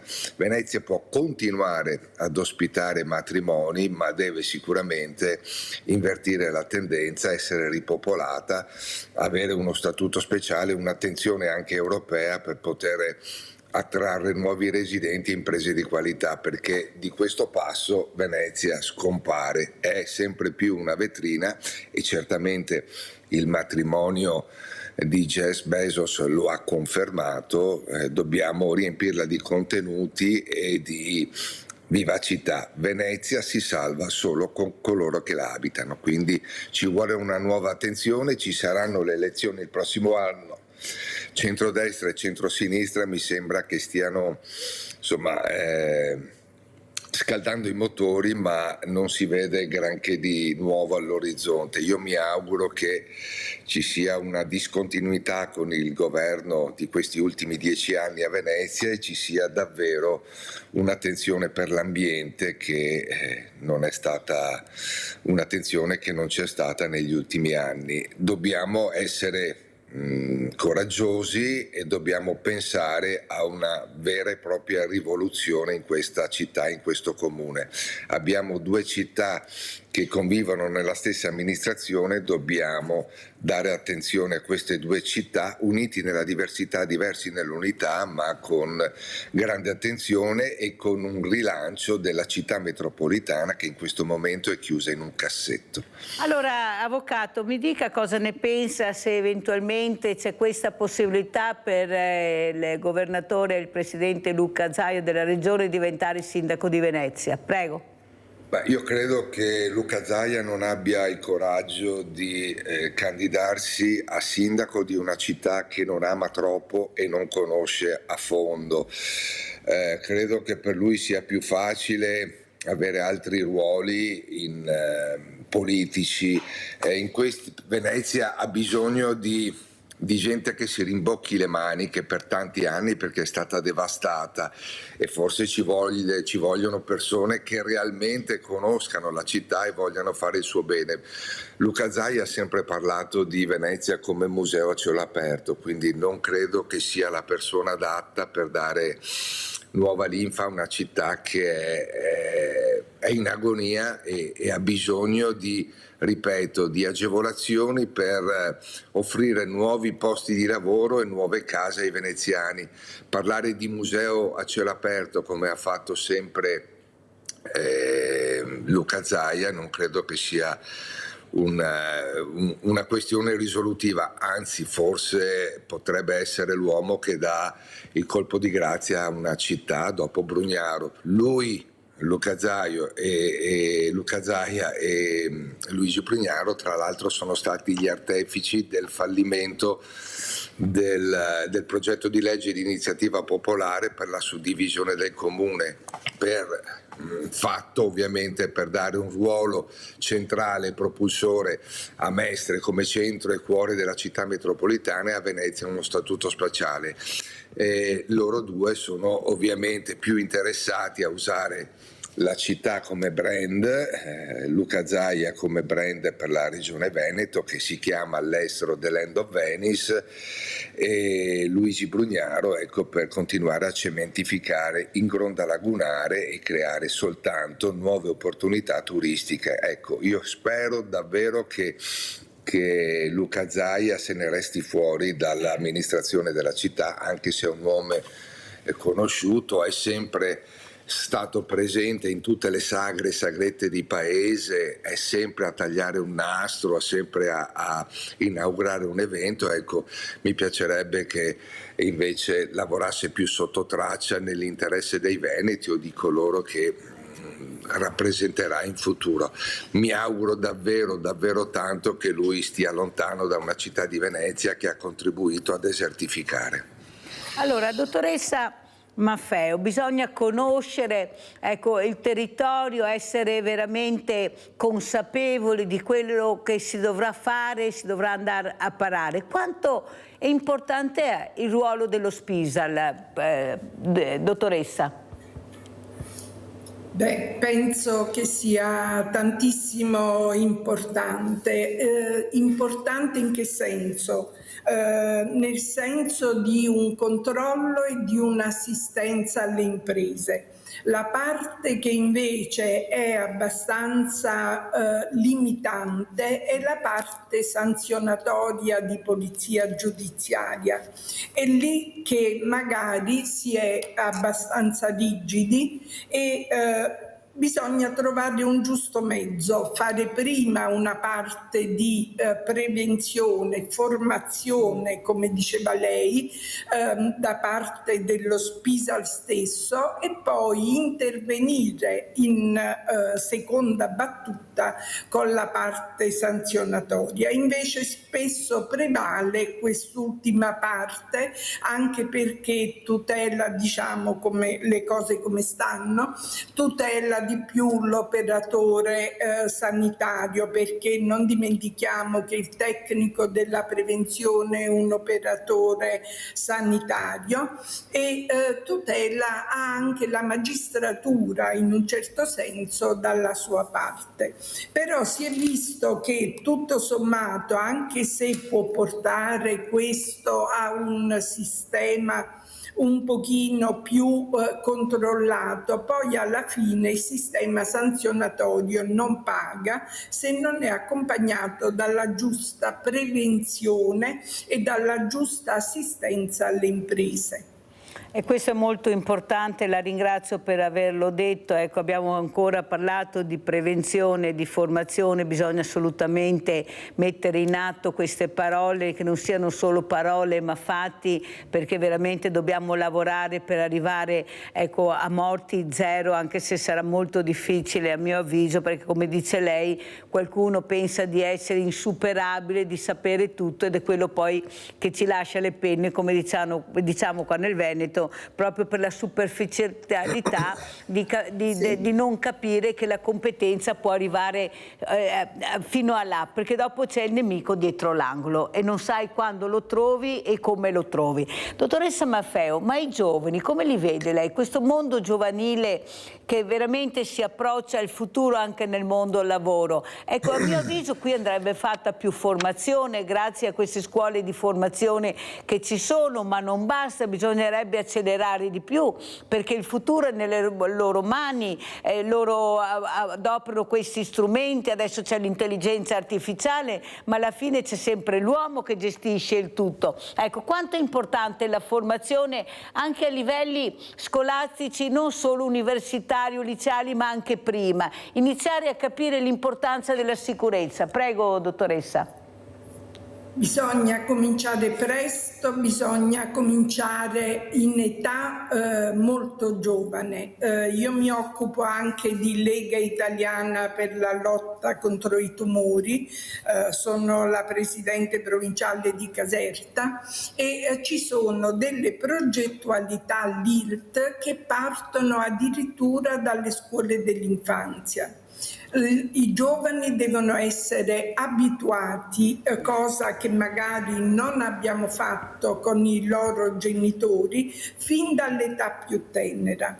Sono molto ottimista nei confronti dei giovani perché c'è un approccio molto competente, benché si dica che siano schiavi della intelligenza artificiale, dei social, dei media e compagnia. Invece io vedo molti giovani che hanno voglia di fare e francamente noi adulti spesso non li accompagniamo soprattutto nell'affiancamento e nella formazione. Abbiamo un poco di megalomania, un poco di delirio di onnipotenza. Siamo stati giovani anche noi, volevamo cambiare il mondo come diceva Camus, ma alla fine ci adegueremo, ci siamo adeguati anche noi. La formazione è fondamentale, ma soprattutto adesso che abbiamo una società multilingue e multietnica, cercare di entrare anche nelle famiglie di questi giovani operai, lavoratori in generale, entrare nelle famiglie, perché è lì che bisogna iniziare, scuola dell'infanzia e famiglia, altrimenti rimane un caso isolato. Il luogo di lavoro in pratica è una continuazione di casa, del modo di essere di una persona e di un giovane. Dico delle cose un po' pesanti perché la cosa più difficile per la prevenzione, con la LIRT l'abbiamo visto, è proprio entrare nelle famiglie. Anche per la sanità, la prevenzione, se non si entra nelle famiglie non si riesce a cavare nulla di buono. È proprio vero e cerchiamo di fare questo anche con informazione corretta e facendo anche formazione a questi ragazzi che veramente forse anche sono più curiosi e vorrebbero capire più di quello che pensa qualcuno. Ha ragione lei, dottoressa Maffeo. Allora andiamo a vedere questo spopolamento Venezia, Brugnaro, Zecchi e poi lo commentiamo con l'avvocato Marco Sitrà. A cosa si deve lo spopolamento di Venezia con i suoi meno di 49.000 residenti, cioè 7.000 in meno dal 2016, data di insediamento di Luigi Brugnaro? A rispondere lo stesso primo cittadino. Venezia è abitata per lo più da anziani che nel frattempo sono passati a miglior vita. Così stamane lo stesso Brugnaro. Ogni anno andiamo sotto la soglia dell'anno precedente perché la città è una città di anziani, bisogna che la gente non muori più. Io ho pensato di fare un decreto, faccio un divieto, allora ai cittadini anziani sappiate che da oggi è vietato morire. Primo primo cittadino che tra ironia e senso of humor analizza nello specifico il trend in atto in tutta Europa, dice, è dovuto al saldo tra chi nasce e chi muore. Il trend dell'invecchiamento è del paese, non è di Venezia, è dell'Italia. Se qualcuno non si è reso conto lo dichiariamo ufficialmente. Il paese Italia è uno dei paesi insieme al Giappone più vecchi del mondo. Perché non nascono bambini, ma non da oggi, da 30 anni. Così anche l'ex consigliere di opposizione, da maggio 2003 passato alla maggioranza, con delega alla cultura. Il professore di estetica Stefano Zecchi sostiene però che siano i giovani la causa dello spopolamento. Sono loro a migrare altrove, dice, visto che Venezia, sia dal punto di vista lavorativo che di svago, offre ben poco e poco attrattiva. Il problema è riuscire a dare vitalità a Venezia, e questa vitalità la può dare proprio un mondo dell'arte, un mondo che va incontro ai giovani, ecco come si è visto questa biennale, cioè c'è poco da fare. Le persone anziane vogliono un ritmo di vita che è diverso da quello del giovane, vuole il silenzio, la lentezza, il giovane vuole la velocità, vuole quella confusione che aggrega, e quindi lo spopolamento di Venezia è un problema di spopolamento dell'Italia intera, dell'Europa intera. Allora, sentiamo l'avvocato Marco Sitran come commenta le parole del sindaco Brugnaro e del professor Zecchi. Ho sentito molte banalità, è vietato morire, i giovani vogliono la velocità, nulla di vero. I giovani vorrebbero vivere a Venezia, ma i costi sono troppo alti. A Venezia non c'è una discoteca, un centro, a parte il centro sociale Morion, dove ogni tanto c'è qualche rissa o rischi di farti male, ma i giovani o bevono o fumano o si drogano o hanno poche alternative, perché comunque non c'è stata una politica attenta, non c'è l'attenzione dovuta per le attività sportive, perché Venezia, ricordiamolo, senza macchine è una città più sicura di altre, dove anche la criminalità fa fatica ad attecchire. Il problema è che mancano le politiche sociali per i giovani, mancano le politiche per attrarre anche giovani artisti a Venezia. La Biennale continua ad occupare spazi espositivi per fare vedere ai turisti quanto bravi siamo a fare opere d'arte per lo più incomprensibili, ma tutto ciò non è che aiuta la città, aiuterà qualche ristoratore, qualche B&B e qualche albergatore. È chiaro che senza politiche e senza strutture adeguate per i giovani vanno via, perché poi anche il costo della vita è enorme. Venezia è una città invece che potrebbe offrire davvero, davvero tanto ai giovani solo se ci fossero delle politiche adeguate. È chiaro che bisogna intervenire anche attraverso la leva fiscale e con politiche adeguate, ma tutto questo all'orizzonte non si vede. Secondo lei, avvocato, non si vede perché sempre regna il business che va sopra di qualsiasi altra cosa? Eppure il futuro è nelle mani di questi ragazzi, prima o dopo loro arriveranno veramente a decidere loro del loro futuro, perché l'ha detto anche la dottoressa Maffei, ecco, c'è qualche megalomane che pensa di sapere tutto lui e non vuole lasciare le poltrone nonostante un'età magari avanzata, dovrebbe lasciare il passaggio, ma mi sembra che facciano molta fatica a capire questo, che non sono proprio così sprovveduti i nostri giovani. Prego, avvocato. Guardi, io le faccio un esempio concreto. Dopo circa 10 anni di battaglie, il Demanio ha concesso l'isola di Poveglia a un'associazione di cittadini, quindi sostanzialmente alla città. C'è stato prima lo zampino del solito sindaco Luigi Brugnaro, che voleva fare di quell'isola un centro internazionale di ricerca per i disturbi dell'alimentazione. 10 anni per avere un'isola, perché tutte le isole della laguna solitamente sono per alberghi o attività ricettive. L'unica volta che una parte, la parte nord, quella diciamo fatta di orti e di verde, non la parte monumentale di Poveglia, è stata data in concessione a un'associazione e quindi anche i giovani e la cittadinanza potrà usufruire di uno spazio verde, di un'isola al di fuori di quella che è il trend, appunto, di continuare a fare quindi attività turistiche.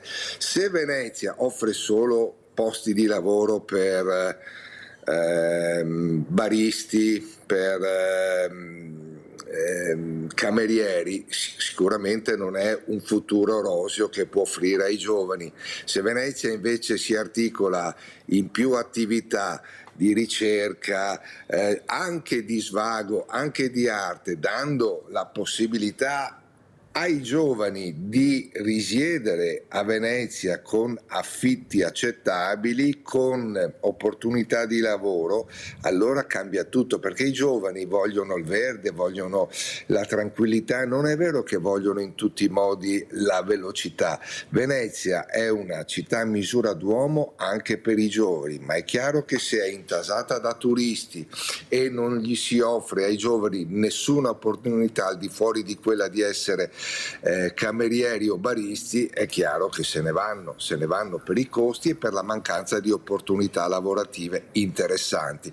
Quindi questa è una politica colpevole. Il sindaco dice che è una città di vecchi, il buon professor Zecchi, ex cattedratico a Milano di estetica, dicono banalità straordinarie per confermare la loro incapacità a governare e a fare qualcosa di buono, perché voglio dire ci vorrebbe una buona volontà, bisognerebbe conoscere la città e aiutare i giovani a restare in città.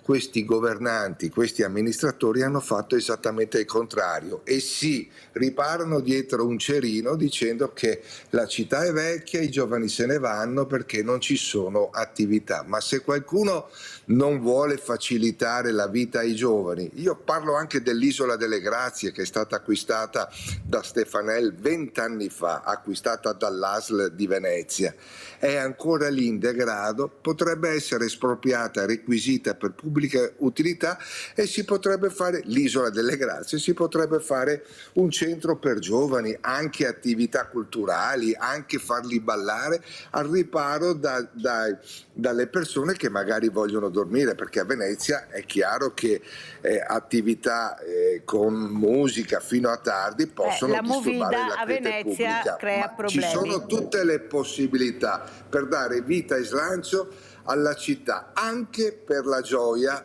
dei turisti che quando vengono qua vengono sempre più distratti, sempre più turisti di massa, i ricchi vengono sempre meno perché non è più una città attraente anche da un punto di vista turistico. Vengono perché ovviamente vengono con i low cost e con gli aerei low cost e si fanno i selfie, vanno via, ma non hanno un bel ricordo della città, perché sicuramente è una città poco divertente. Queste sono le riflessioni dell'avvocato Sitran. Abbiamo detto i giovani vogliono il verde, lo andiamo a vedere questo abbattimento, stop, abbattimento alberi Venezia, Campo Sant'Agnese.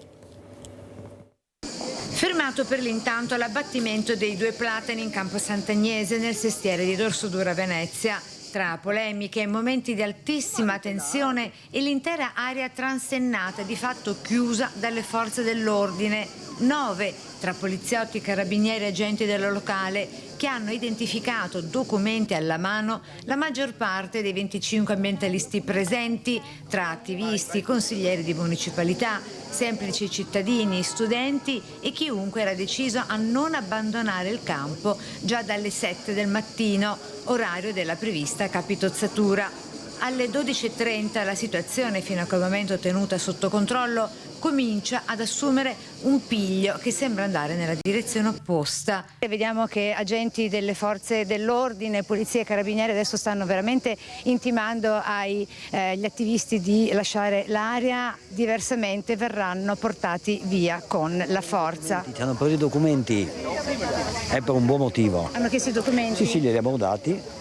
Per un buon motivo. Sono una mamma, passo di qua spessissimo, più volte al giorno, i bambini che fanno scuola qua, questo è un posto per noi importantissimo, gli alberi che sono qua fanno parte di noi, sono come noi, ci vogliono intimidire chiedendoci i documenti. La protesta degli ambientalisti perché la soppressione, a loro dire, sarebbe ingiustificata, contrariamente al parere dell'amministrazione comunale che prima del presidio pacifico aveva giudicato gli alberi in questione malati in modo irreversibile. Noi chiediamo una sospensione degli abbattimenti perché riteniamo che questi alberi possano essere salvati e quindi chiediamo di avere il tempo, sono 15 giorni per effettuare una controperizia. Sono ignoranti persino i tecnici che vengono qui a dirci che gli alberi non possono essere curati, questo ce l'ha detto stamattina la sedicente perita forestale, non possono essere curati, e poi parlano di sicurezza e guardate qui alle nostre spalle,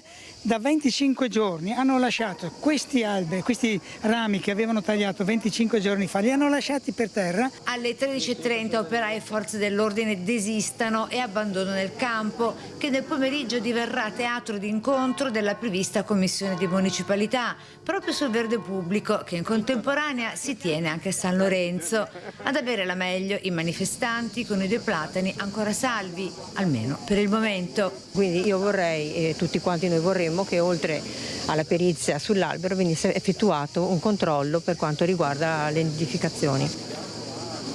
Dottoressa Maffeo, quanto importante è la manutenzione, il supporto alle fragilità? Noi abbiamo questi alberi, abbiamo visto cosa è successo a Venezia, ma non solo, che avrebbero bisogno di una cura, di fare prevenzione per avere maggiore sicurezza. Prego, dottoressa Maffeo. Diciamo che non è il mio campo, più ma è una voce importante così, la sua. La prevenzione dovrebbe essere fatta, cioè ogni comune ha un ufficio tecnico di manutenzione del verde pubblico e dovrebbe fare in modo di potare gli alberi, curarli nella giusta dimensione in maniera periodica, come si fa in ogni giardino che si rispetti. Chiaramente alberi mal curati, non mantenuti in perfetto stato, ma lasciati così liberamente esplodere sia con rami che con verde, possono costituire, con questi cambiamenti climatici, proprio stamattina a Caserta c'è stato un bel temporale, possono costituire un pericolo chiaramente sia per le auto, per il transito delle auto che per i pedoni, ma dovrebbe essere un dovere di ciascuna amministrazione la cura del verde pubblico, ma questo da opinionista. Anche per i lavoratori non è la prima volta che persone lavorano anche per la potatura o il taglio di alberi e ci rimangono sotto la pelle. Ecco, la formazione è fondamentale anche su questo, perché poi uscite voi e vedete che c'è qualcosa che non è andato per il verso giusto, perché lo Spisa si occupa poi anche di questo quando queste persone hanno degli infortuni o addirittura muoiono. Abbiamo visto cosa è successo anche con Vaia, ecco quante persone purtroppo hanno avuto dei grossi problemi. Allora, avvocato, lei come vede questa situazione e questo verde a Venezia, che è qualcosa di bello, questi campi con questi alberi? Lei vive a Venezia, cosa ci può dire? Prego, avvocato. Guardi, io vivo a 2 metri da Campo Sant'Agnese e ci porto a giocare i bambini a calcio perché è uno dei luoghi in cui ancora i bambini possono avere degli spazi per giocare, perché Venezia è tutta un plateatico al servizio del turismo di massa. Ma devo dire che questa a me sembra una reazione scomposta a un fatto grave che è successo a Piazzale Roma di un albero che era effettivamente malato ed erano state avvertite anche le istituzioni e l'amministrazione del pericolo. Poi fatalmente il comune non ha fatto nulla, è caduto l'albero e ha creato disagi, e soprattutto anche una madre è stata ricoverata in fin di vita per tanti giorni. Pare che adesso sia fuori pericolo, ma sicuramente ne dovrà rispondere l'amministrazione di questo grave incidente. Dopo questo incidente che cosa si è fatto? Si è voluto fare di tutta l'erba un fascio, e quindi adesso si vogliono abbattere anche degli alberi che, a mio avviso, malati non sono, anche perché sono posizionati diversamente da quello che è caduto, che era marcio al suo interno ed era ovviamente costretto anche nelle sue radici, perché si vedeva proprio che era stato, era cresciuto in un posto, in una posizione in cui difficilmente avrebbe potuto resistere. Gli alberi di Campo Sant'Agnese invece sono sempre stati alberi posizionati regolarmente con tutti i crismi. Adesso c'è questa perizia che io francamente dubito sia davvero veritiera. Credo che sia giusto che i manifestanti e gli ambientalisti vogliano avere una controperizia e vogliano controllare meglio se effettivamente questi alberi siano così pericolosi. Io ci abito qua da tantissimi anni e non ho mai visto nulla, non ho mai notato nulla di pericoloso. Queste sono, secondo me, delle azioni inutili dal mio punto di vista. Poi magari le perizie mi smentiranno, ma sono tutte delle misure attuate solo in seguito alla brutta, pessima figuraccia che ha fatto l'amministrazione comunale, e adesso si vuole tagliare così tutti gli alberi per dire: guardate, siamo talmente bravi che adesso il verde a Venezia scompare. No, però mi sembra, avvocato, che escano delle figure veramente competenti. Parliamo di periti agrari, periti forestali, cioè mi sembra strano che diano la possibilità di tagliare alberi sani.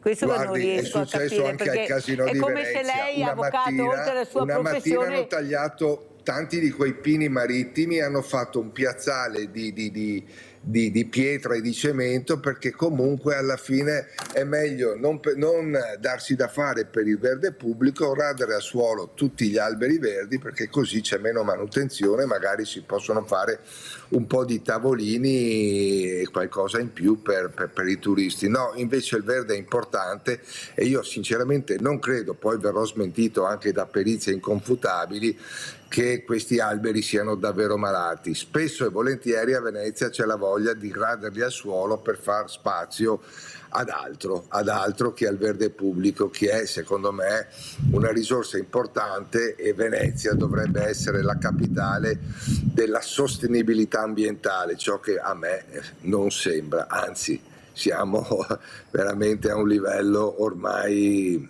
ridicolo, davvero ridicolo. Allora, dottoressa Maffei, la competenza, la professionalità in ogni lavoro deve essere assolutamente messa in evidenza. Ecco, e soprattutto io volevo parlare con lei anche di questi appalti, subappalti. Qualcosa sta cambiando, perché noi vediamo veramente delle cose incredibili. Alla fine ci rimette sempre poi questa povera persona che muore o che resta veramente gravemente invalida, perché tutti passano il cerino, processi che durano 10-15 anni con dei costi altissimi. Ecco, lei cos'è che vorrebbe dire questa mattina? Che messaggio vorrebbe lanciare? Ecco, la politica che dovrebbe più ascoltare le persone competenti, quelli che hanno le idee chiare sul percorso da fare per una prevenzione, una sicurezza, specialmente nel lavoro, in tutti i settori. Prego, dottoressa Maffei. È una domanda da $1 milione, anche questa. Il punto cruciale è che non possiamo mettere toppe ogni volta. Dobbiamo cercare sistematicamente, se possibile, tutte le amministrazioni dovrebbero farle, di creare un percorso organico all'evoluzione dei tempi. così come il verde pubblico, così come tutta quanta la normativa sugli appalti, non possiamo applicare norme e regole. Sì, si potrà contestare, in Gran Bretagna c'è una Costituzione, ci sono leggi da 100 anni ancora valide, però è necessario avere una duttilità e una dinamicità sia burocratica sia formale. In sanità abbiamo avuto evoluzioni enormi, bisogna con le regole mettersi al passo.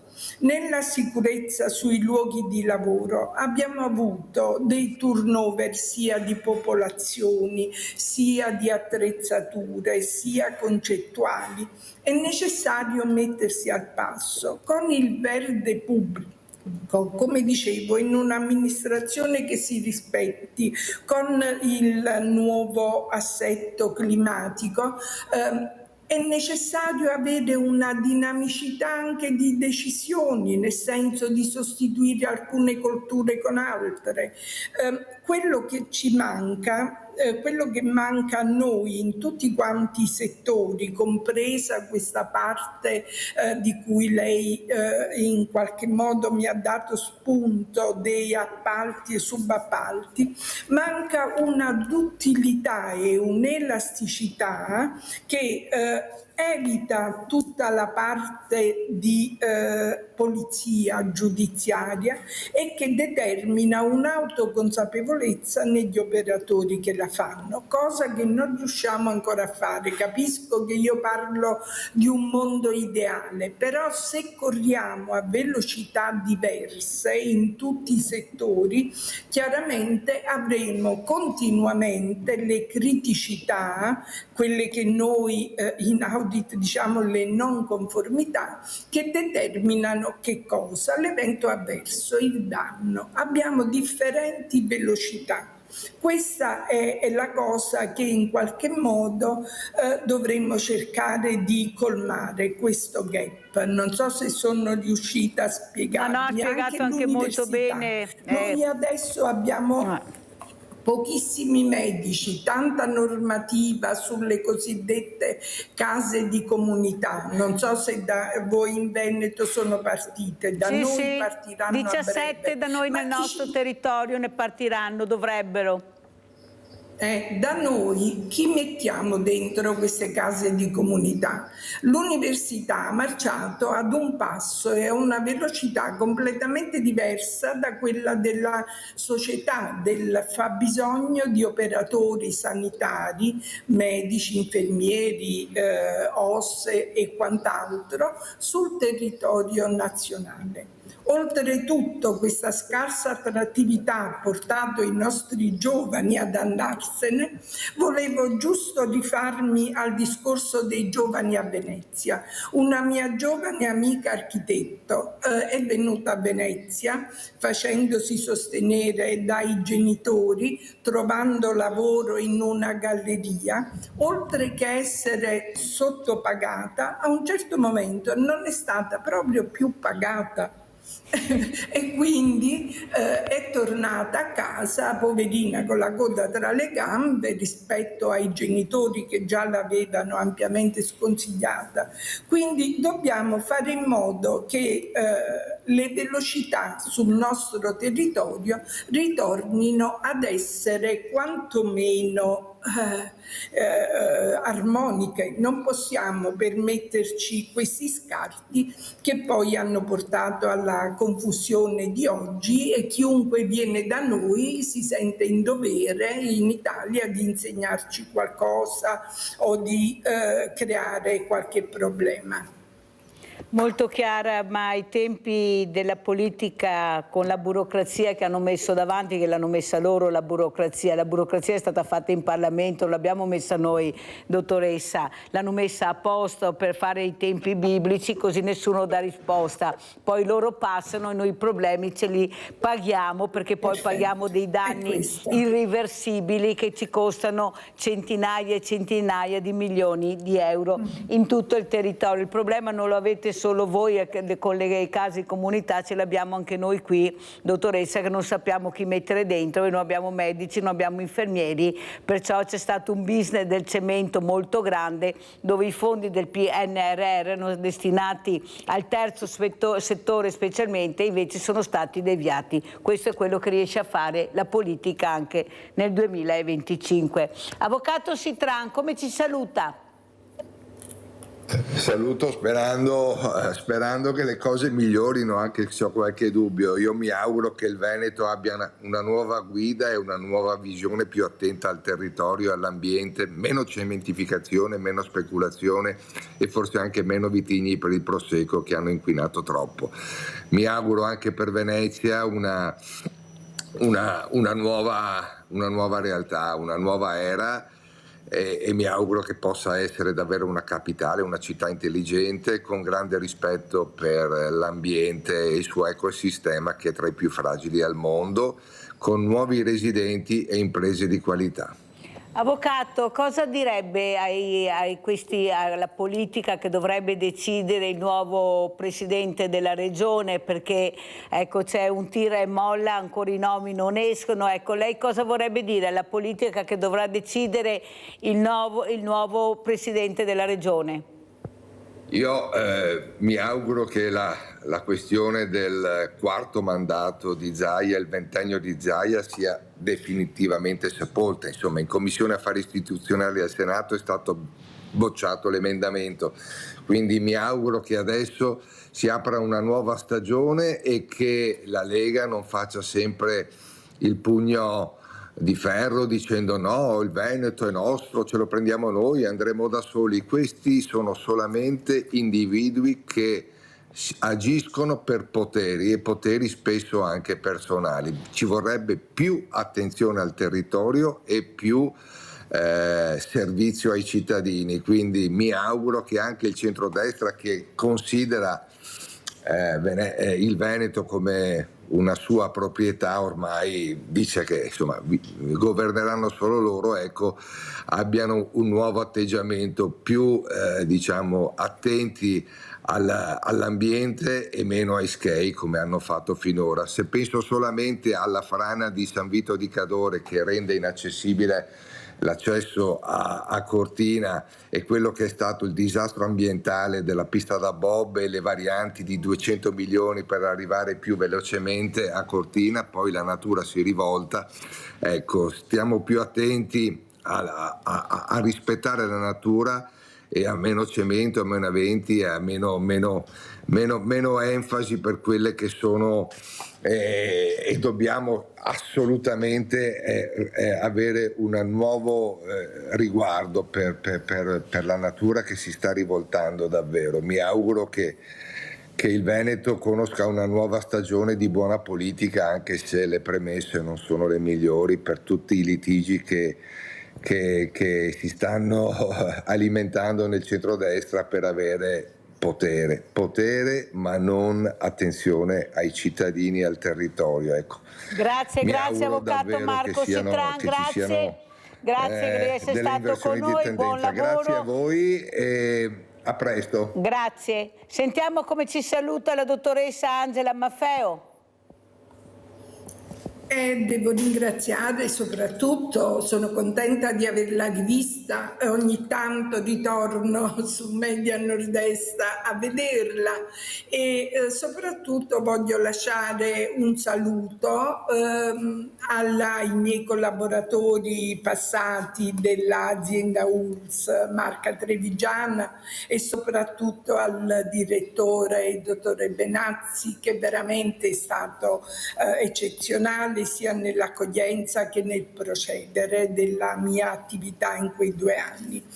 Che cosa mi auguro? Io mi auguro sostanzialmente di dare uno spazio adeguato ai giovani e non farli scappare definitivamente tutti. Aiutiamoli a tornare, ma soprattutto, visto che l'avvocato prima parlava oltre che di potere anche di denaro, io direi paghiamoli adeguatamente. forte, perché un magistrato deve prendere, faccio questa affermazione molto arrischiata, perché un magistrato deve percepire uno stipendio di valore che magari anche per loro sarà basso, non lo so, e un medico deve avere uno stipendio penalizzato in tutto solo perché si può pensare che fa molta attività privata. Oggi i giovani hanno un'etica molto più sviluppata rispetto alla nostra, ho dovuto prenderne atto, e quindi paghiamoli adeguatamente, facciamo in modo che siano premiati oltre che con il bravo, va bene, anche con la sostanza, e vediamo di tenerceli in maniera molto chiara. E poi prevenzione in tutti i settori. Grazie alla dottoressa Angela Maffeo, collegata con noi da Caserta. Grazie, buon lavoro dottoressa, e quando vuole avremo piacere, se verrà in Veneto, ecco, ad ospitarle in diretta a Sveglia Veneti. Grazie dottoressa Maffeo, buon lavoro, grazie all'avvocato Sitran. Pubblicità. Buongiorno. Arrivederla.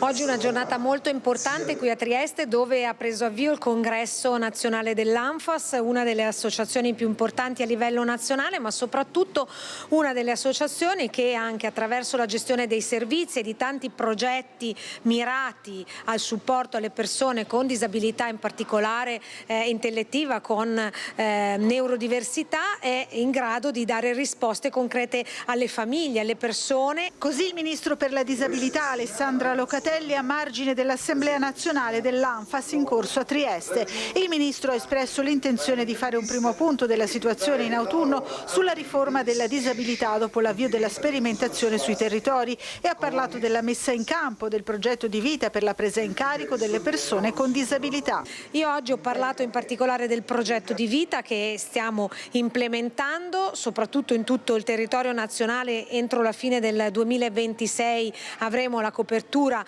totale, sia per quanto riguarda la valutazione di base sia per quanto riguarda l'introduzione del progetto di vita come presa in carico che supera la frammentazione delle risposte tra sanitaria, sociosanitaria e sociale. Una grande sfida per sburocratizzare, per semplificare, per dare delle risposte concrete. Indietro non si torna e ci vuole coraggio per cambiare, ma noi ce l'abbiamo. E saluto Umberto Folena, giornalista e scrittore, Analfabetismo, l'importanza delle parole. Buongiorno, grazie veramente Folena di essere qui con noi. Ecco, parole importanti, parole di una ministra che si occupa di fragilità, progetti, ma alla fine tanti progetti, tante parole, non sempre corrette, ma alla fine la solitudine totale. Cosa sta vedendo lei dal suo importante osservatorio, Folena? Buongiorno Mirella e a tutti i telespettatori, naturalmente. Stiamo constatando che gli italiani hanno sempre meno parole di cui servirsi e quindi hanno sempre meno potere. Leggono sempre di meno, non riescono più a leggere e anzi i dati, sai Mirella, nel 2024 quanti italiani hanno letto almeno un libro anche piccolo, ma almeno uno? Sono il 39%, 4 su 10, vuol dire che 6 italiani su 10 non hanno letto nulla. E i dati sono veramente preoccupanti, anche perché in Europa noi siamo agli ultimi posti come capacità di lettura. Se non ricordo male siamo penultimi prima del Portogallo. Non è una grande soddisfazione. Gli analfabeti, pensiamo ai ragazzi. Ecco, i ragazzi, il 23% dei quindicenni non sa leggere. Cosa vuol dire non sa leggere? Sa che una A è una A e ha il suono A e sa quali sono le vocali e sanno sillabare una parola, anche più parole messe in fila, ma poi non sanno riconoscere la frase, non sanno ripetere quello che hanno letto. E questo si chiama analfabetismo di ritorno o analfabetismo funzionale. Ed è un fatto che riguarda sì i giovani, ma prendiamocela pure con i giovani. È vero che il 40% dei ragazzi fra i 16 e i 24 anni non legge nessun libro, però gli adulti, i genitori fanno peggio, perché il 35% degli adulti italiani non sa proprio più leggere, non legge più nulla. E questo è un motivo di preoccupazione, ma lo è davvero, Mirella, un motivo di preoccupazione? Perché i nostri politici, sia a Roma, al governo, sia gli amministratori locali, non mi sembra, è un parere personale, che manifestino una grande preoccupazione per questo fatto. Gli italiani non sanno leggere, gli italiani hanno meno parole nel loro bagaglio personale. Non sembra che ci sia questa preoccupazione. Eppure, Mirella, le parole sono importanti. Una persona famosa che insisteva molto su questo fatto era Don Lorenzo Milani. Più parole possiedi, più potere hai, quindi più capacità di difenderti. Quindi, pensando al bel titolo della tua trasmissione Sveglia Veneti, dovremmo dire: Veneti, svegliamoci e mettiamoci a leggere. Ecco, l'estate può essere il tempo utile per avere più tempo per leggere, perché poi diciamo sempre: mi non ho tempo per leggere, no, mi non ho tempo, non ho tempo. È vero. In realtà non inganniamoci, per le cose che riteniamo importanti il tempo lo abbiamo, per le cose che ci stanno a cuore lo abbiamo il tempo. Vuol dire che la lettura e le parole non sono poi così importanti, vengono alla fine. E soprattutto leggere costa sempre più fatica, ma questo è un discorso più lungo. Eppure c'è una fascia, Umberto Folena, che io ho visto, ad esempio Pordenone legge, oppure al Castello di Collalto questa apertura, libri in cantina. Ci sono delle realtà dove veramente, mi ricordo quella mattina che sono andata al Castello di Collalto, libri in cantine, una pioggia incredibile, ho detto ma non ci sarà nessuno, era strapieno. Ma quello che ho visto erano le famiglie, e le famiglie giovani, non diversamente giovani, famiglie con i bambini che vivevano questa giornata in maniera particolare. Ecco, forse c'è il dopo che non c'è, Umberto. Il dopo, quello che abbiamo visto o letto. Mirella, stiamo attenti alle illusioni ottiche. Un conto è la nostra percezione, un altro conto è la realtà che è data dagli studi e dalle statistiche. Se io vado alla prima della scala e la scala è piena, non c'è un posto libero, sono mesi che è tutto prenotato, allora concludo: ma gli italiani amano la musica classica, sono innamorati, persi per la musica classica. Allora vado a un meeting, è chiaro che ci vanno gli appassionati, e c'è anche un po', perdonami Mirella, è un po' la moda dei festival. No, ma è vero Umberto quello che dici, no ma Umberto è vero, però il mio messaggio era un altro. Il festival della lettura, non mi sente. Ma attenzione che ci vanno, ripeto, il 40% legge degli italiani, e di questo 40% una buona percentuale va anche ai grandi appuntamenti che tu mi stai ricordando. Sì, però ma Umberto, la mia domanda... E non gliene importa nulla. Perché non mi sente Umberto? Umberto, è vero, però la mia domanda è un'altra. Perché non partire proprio da questi bambini, da queste famiglie, e cercare di offrire loro anche il dopo? Perché questo bambino, quando va a scuola, viene chiesto dove hai passato la giornata, cosa ti è piaciuto, cosa hai fatto con la tua famiglia, dove sei indirizzato.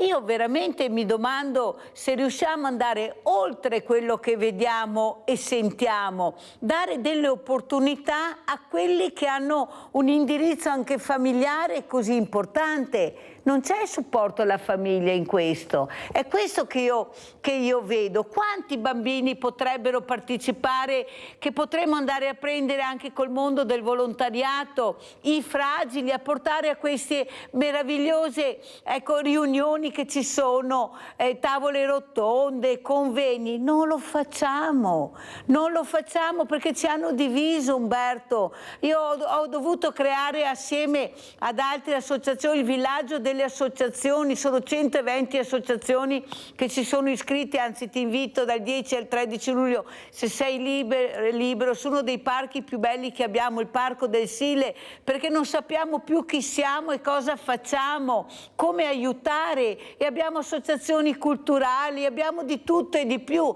ma siamo noi che dobbiamo fare questo e ci sentiamo isolati, non riusciamo anche con la cultura ad arrivare.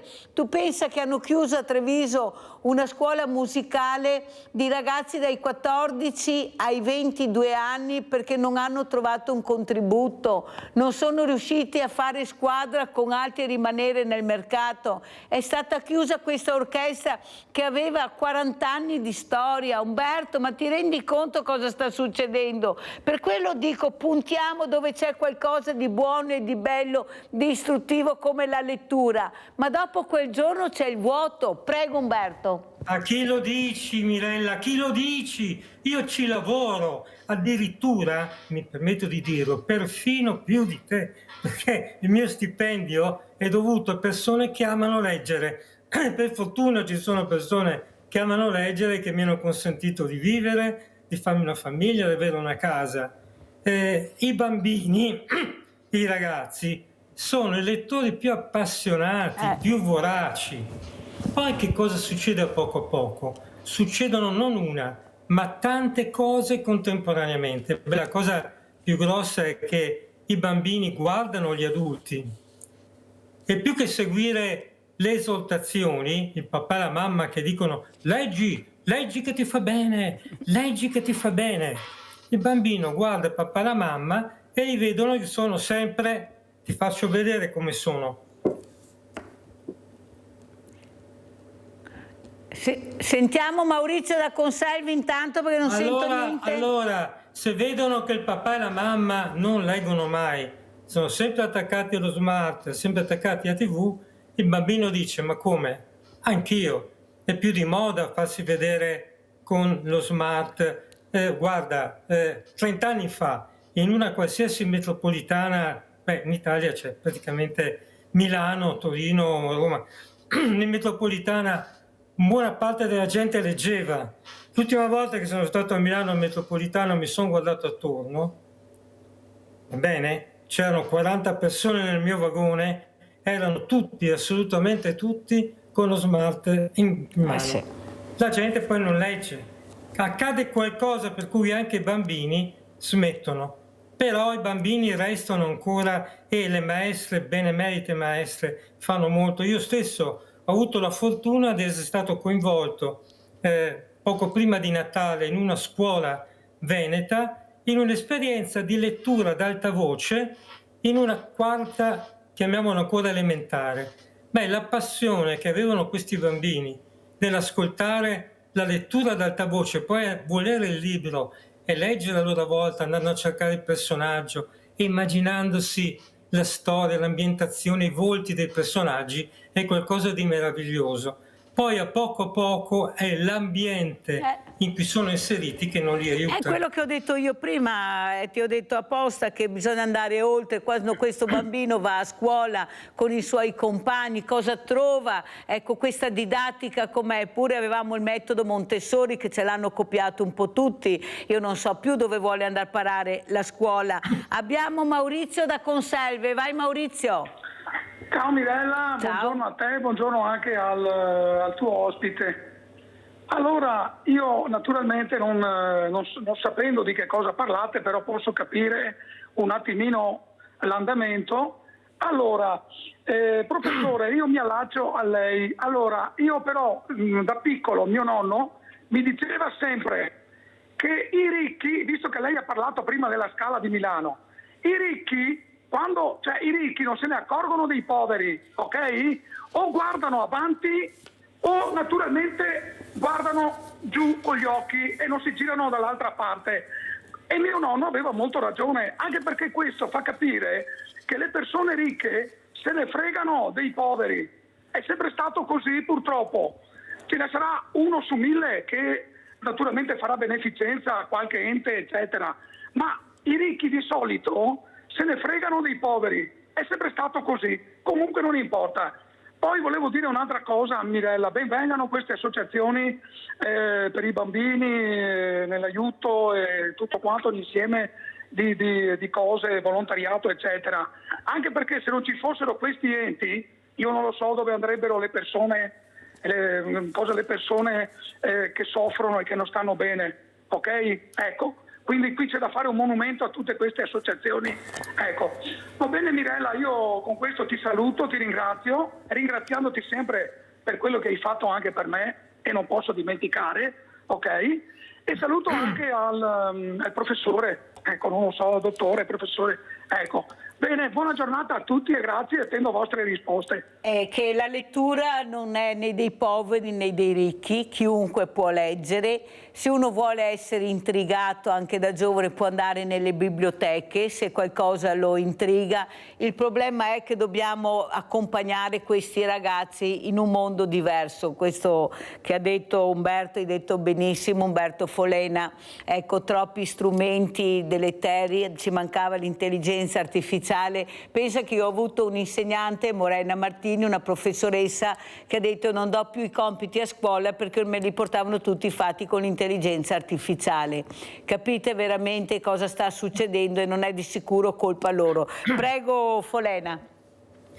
Ma io ho pensato anche una cosa, visto che stiamo per andare in vacanza, temo che non saranno vacanze lunghe come tanti anni fa. Magari sono vacanze di pochi giorni, però le vacanze sono il momento in cui c'è un po' più di tempo per leggere. Allora mi permetto di dare dei consigli non richiesti. I consigli non richiesti non andrebbero mai dati, bisognerebbe dare solo dei consigli su richiesta, ma io lo faccio lo stesso. Mi prendo questa libertà stamattina. Vi dico, andate in vacanza, queste bellissime località balneari, specialmente del litorale Veneto nostro, in tutte le località di mare c'è la libreria con i libri a metà prezzo, o meglio ancora le bancherelle dei libri usati. È bellissimo andare a una bancherella di un libro usato e prendere un libro usato è come adottare un orfano. Sono libri orfani, hanno avuto un padrone, un papà, una mamma, non ce l'hanno più e noi lo prendiamo a nostra volta, lo accogliamo in casa nostra e lo leggiamo. Andiamo a curiosare e facendo attenzione a una cosa, a volte pensiamo che siamo noi a scegliere il nostro libro, in realtà è come quando si va al canile, che pensiamo noi di scegliere il cucciolo, ma è il cucciolo che ci punta e sceglie noi. E allora anche fra gli scaffali dei libri usati o dei libri a metà prezzo sarà il libro nostro, destinato a noi, che ci guarda, ci vede passare, ci punta e ci sceglie. Accade questa sorta di magia e quindi vi invito a fare questo gioco. Andate in questi negozi, in questi libri e puntate un libro. Io vi consiglio 3 libri molto brevemente. Questo è l'ultimo libro che ho letto e sapete perché l'ho riletto? Perché è il primo libro che ho letto da solo. Ma quando un po' avevo 8 anni, 7-8 anni, non ricordo bene, ricordo però, ahimè, che avevo la varicella, questo me lo ricordo bene, ed è questo il libro che ho ritrovato, non è quell'edizione ormai è andata perduta, era un libro di mio nonno, ed eccolo qua il libro che ho letto a 8 anni, il mio primo libro, Sandokan alla riscossa.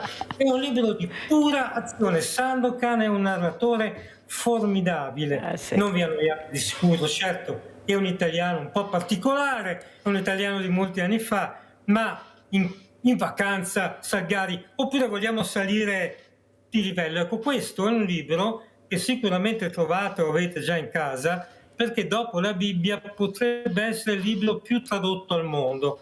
Ci sono classifiche che si contraddicono, ma questo, Il Piccolo Principe, eccolo qua, sì. In questa edizione particolare. Questa edizione di Ancora è un libro che ho curato io, perché ho fatto dialogare Saint-Exupéry, l'autore del Piccolo Principe, con Papa Francesco. E poi un altro libro bellissimo, facile, bello, inglese di Mark Haddon, Lo strano caso del cane ucciso a mezzanotte.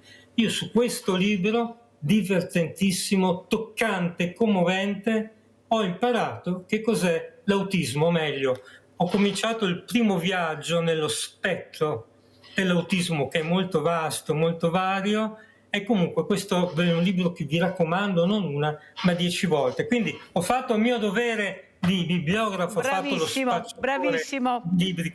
Bravissimo Umberto, grazie Umberto Folena. Abbiamo Sebastiano da Abano, vai Sebastiano.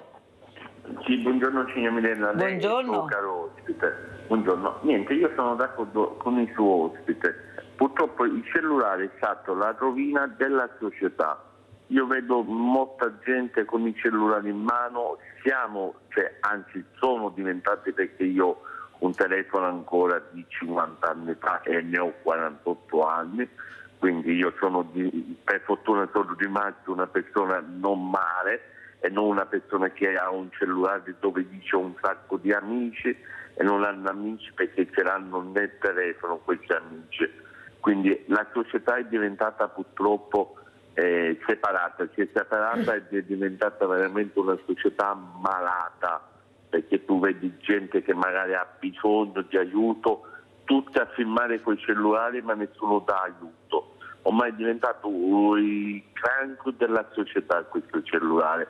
E mi raccomando, io faccio un appello a tutta la gente, mi raccomando, quando andate in vacanza, mi raccomando, mettete dove andate, così poi i ladri naturalmente vi vengono a rubare purtroppo. Toglietevi il cellulare, non mettete dove andate, perché poi vi troveranno, magari vedrete rubati dentro casa, perché mettono sempre che vanno in vacanza. Quando tornate dalle vacanze lo mettete, ma mai prima.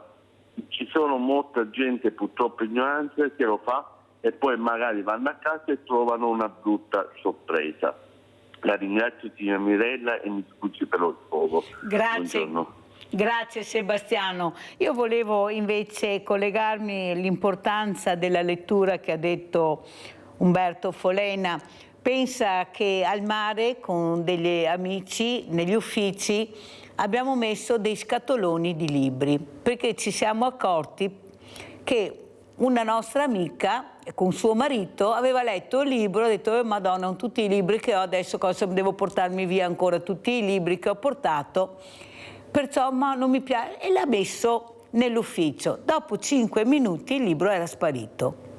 Allora abbiamo iniziato con 2, con 3, finché abbiamo fatto uno scatolone di libri. Allora ho detto al mio amico che si occupa anche di turismo, perché non fate delle piccole biblioteche negli uffici in maniera che la gente che arriva magari non si porta il libro perché si è dimenticata, non ha voglia di andare, lo trova là a portata di mano, il famoso libro usato, quanti ce ne sono, quanti si stanno disfando di libri, voi non avete idea, richieste che ho di persone che vogliono buttare via i libri, non dovrebbero mai essere dati neppure a nessuno, eppure succede questo. Sarebbe una bella idea, costa niente, chi vuole può portare il libro, leggerlo e poi lasciarlo là. Cosa ne pensi Umberto?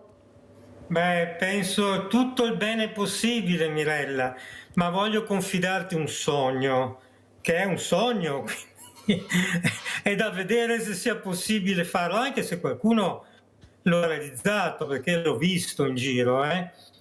Questi bar con tutte queste macchinette mangiasoldi che creano malattie, le slot, che sono delle macchine malvagie che servono a spilare soldi, a isolare le persone, e sappiamo che 1 ogni 50 si ammala. Eliminatele, buttatele via. E certo è un atto eroico, perché a un barista costa diverse migliaia di euro al mese togliere quelle macchinette, ma create nei bar un angolo con i libri, uno scaffale di libri dove chiunque li prende, li riporta, 2 divanetti dove si può bere l'aperitivo, bere una bibita, prendere il cappuccino e intanto leggere e sfogliare qualche pagina di libro. Bar li chiamano bar letterari, questo mette i brividi, a uno viene in mente il bar Giubberossa a Firenze dove si incontravano i grandi poeti degli anni 30, beh quella è una cosa ben diversa, e dove addirittura pensate che in passato ci furono poeti e scrittori che scrivevano, Trieste poi famosa per i suoi bar dove gli scrittori scrivevano, così si racconta, scrivevano, non solo leggevano, ma scrivevano libri al bar. Pensate un po', oggi un bar di un nostro borgo dove arriva qualcuno col computer, si mette lì e scrive, oppure si siede, prende un libro, è un libro, non lui sceglie il libro, ma il libro che sceglie lui, si mette a leggere mentre beve un gingerino, un qualcosa, un aperitivo, un cappuccino. Lo so che è un sogno e dipinge un'Italia che non c'è, ma un'Italia che non è poi così impossibile, basta volerlo. Allora, ricollegandomi e finisco alla telefonata molto bella di quel nostro telespettatore che ci ha detto il cellulare malvagio. Beh, attenzione, il cellulare è una macchina. È una macchina.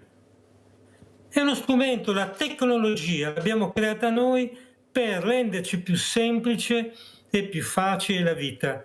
Il cellulare ci rende la vita molto più semplice, ci fa lavorare meglio, ci fa comunicare meglio, però attenzione, dov'è il problema? Chi è padrone di chi? Siamo noi padroni della tecnologia o è la tecnologia che diventa padrone di noi?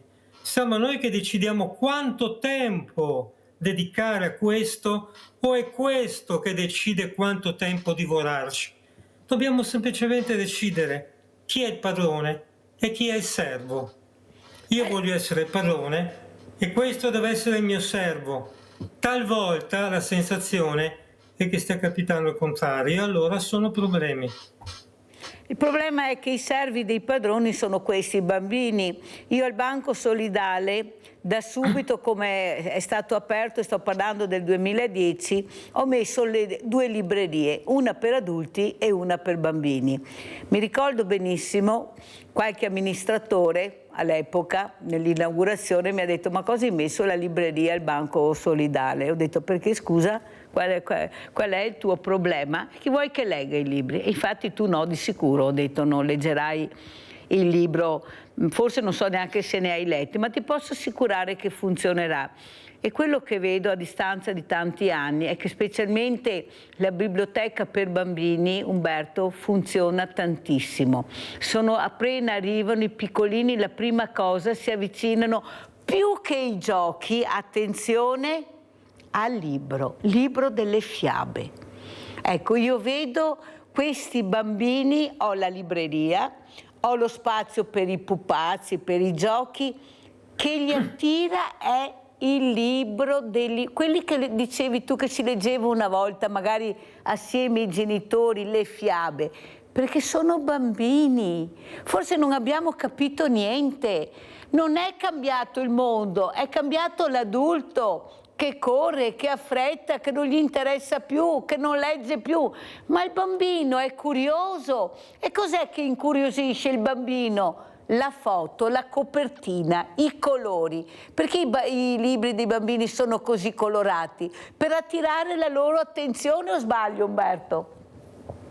Hai perfettamente ragione, ma adesso, se mi permetti 2 minuti, andiamo a fare un discorso un po' più difficile, dove anch'io sono in difficoltà, perché non sono un neurobiologo, ma specialmente nei bambini, ma anche negli adulti, i bambini hanno il cervello che si sta formando, i neuroni, le sinapsi stanno creando i collegamenti. Più collegamenti abbiamo e più parole riusciamo a imparare, a metterci dentro, più siamo, e so che è una parola che dà fastidio, ma siamo più intelligenti. L'intelligenza c'è, ma si genera, si costruisce, si stimola, si fa, si crea. Il libro, guardare le figure, le parole, sentirsi fare un racconto ad alta voce dalla mamma, dal papà, dai nonni, dalle maestre, nei bambini voi dovreste vedere, immaginate questo cervello dove c'è un'autentica tempesta di collegamenti, di scintille, e i neuroni che continuano a creare nelle sinapsi collegamenti e si creano, e i bambini sono felici di sentire tutte queste cose che accadono dentro, vedono immagini, si immaginano mondi, vedono volti e costruiscono storie e vorrebbero non finire mai. Questo accade, ahimè, soltanto in quei bambini che hanno la fortuna di avere libri in casa e sono, ahimè, i figli di quel 40% di adulti italiani che leggono libri, che hanno libri in casa e portano i bambini anche al festival. L'anno prossimo, in autunno, in primavera, Mirella, vai a Bologna alla fiera del libro per ragazzi e per bambini e, se ho capito bene come sei fatta, tornerai felicissima, godrai tantissimo. Vai anche tu a Bologna a parlare con gli editori, con le mamme, con i bambini che sono lì. È, diciamo, il festival più grande e più bello che c'è, è dedicato evidentemente agli editori per libri per bambini che vanno da appena nati, da 1 o 2 anni, cartonati con le figure, fino ai bambini che già leggono da soli, perché si arrangiano a un certo punto. Ma qual è l'unica cosa, la cosa decisiva? È che la lettura deve provocare piacere. Se provoca piacere, non smetto mai di leggere. Mi chiamano a tavola, vieni Gigino, è pronta la pasta asciutta? No mamma, devo finire il capitolo, non so come finisce. Ma dai, vieni che diventa freddo, un attimo, manca una pagina. Non vuole più smettere di leggere, bisogna portarlo via a forza. Ma se non leggi mai, la lettura sarà fatica. Per finire, è come quando uno per anni non cammina mai, sempre seduto, perché fa un mestiere sedentario, torna a casa stanco, si mette in poltrona, non cammina proprio mai.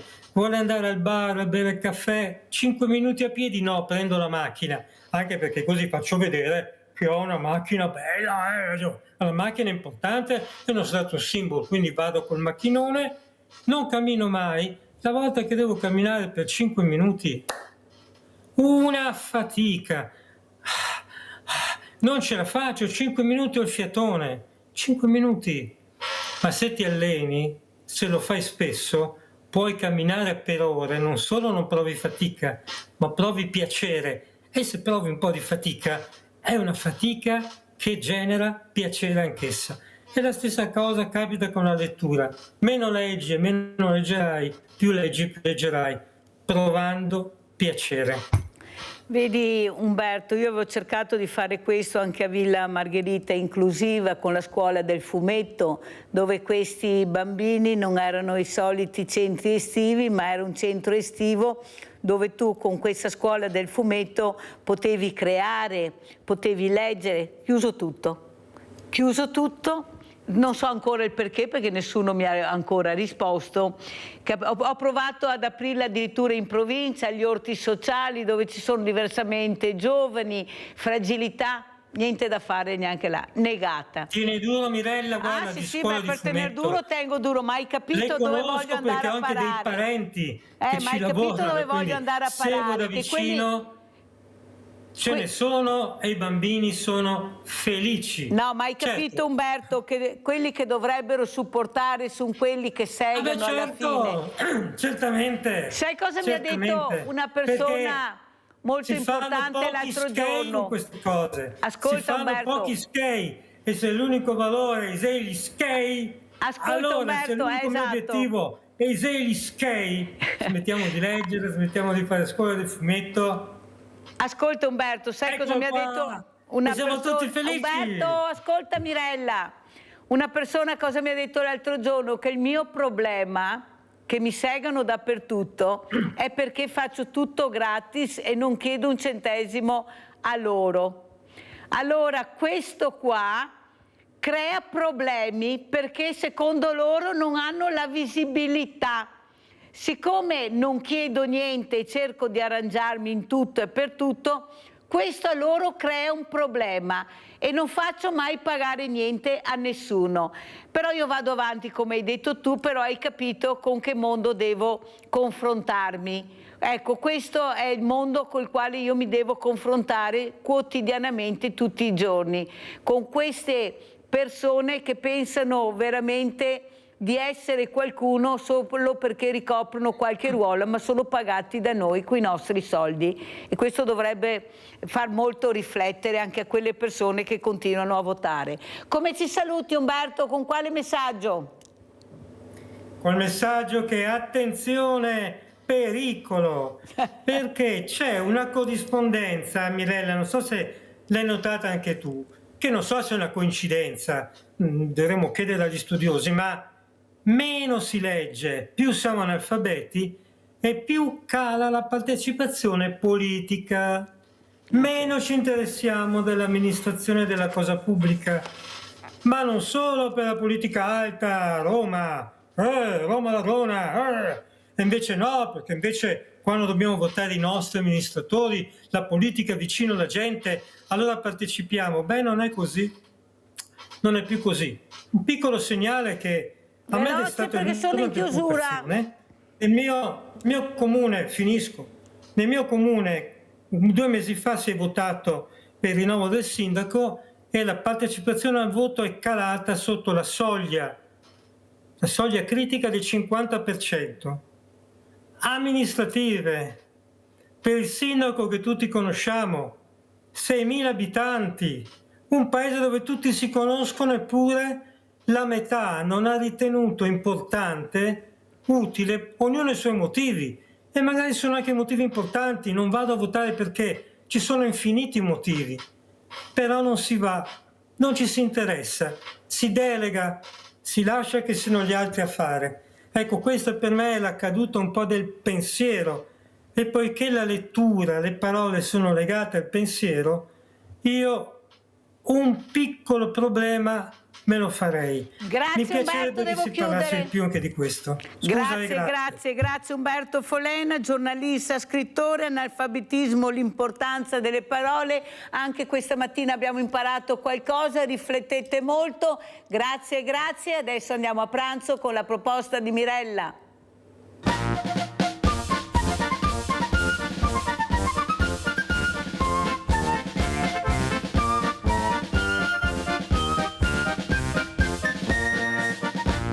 Signori, buongiorno. Oggi vi presentiamo una cosuccia simpatica. Vi presentiamo dei tartufi al rum con dei fiocchi di panna.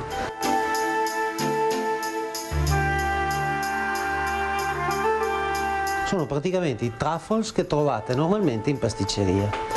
Per questo piatto useremo del cioccolato fondente, della farina di cocco grattugiata, un po' di rum, dello zucchero a velo, dei biscotti frullati oppure sbriciolati con le mani, un fiocco di burro e della panna, del cacao e dello zucchero a velo. Partiamo mettendo a sciogliere il cioccolato fondente in una bacinella a bagnomaria. Il bagnomaria è semplicemente composto da un'altra pentola con dell'acqua quasi in ebollizione, in modo che l'alimento che noi porteremo a sciogliere non stia a diretto contatto con il fuoco, altrimenti nel caso del cioccolato semplicemente saprebbe da bruciato.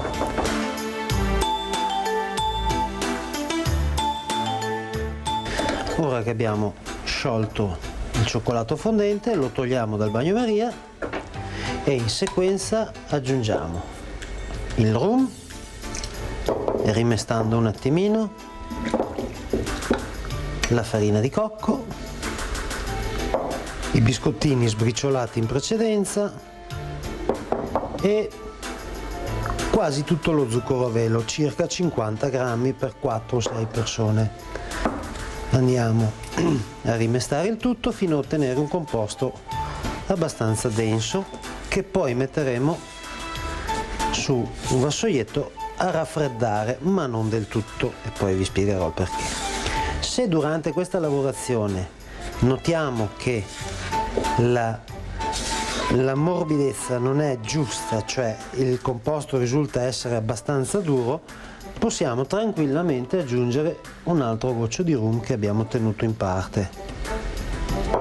Continuiamo a rimestare un pochino e poi usiamo le mani. Ecco, come potete notare, l'impasto risulta abbastanza morbido da poter essere lavorato ne prendiamo un po', creiamo delle palline che noi poi nel frattempo metteremo 5 minuti in frigorifero in modo che si solidifichino e diventino belle dure. Poi quando le togliete dal frigorifero le prendete e le passate metà nello zucchero a velo e metà nel cacao e otterrete i truffle come tra 2 minuti vedrete. Passiamo alcune delle palle che abbiamo creato nello zucchero a velo e altre nel cacao. Poi le disponiamo sul piatto che andremo a portare in sala.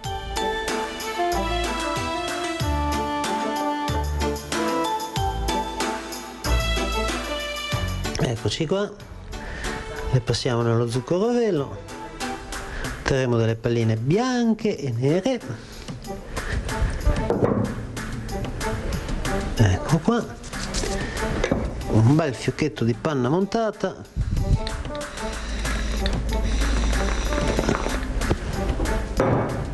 Ed ecco a voi i truffles al cacao.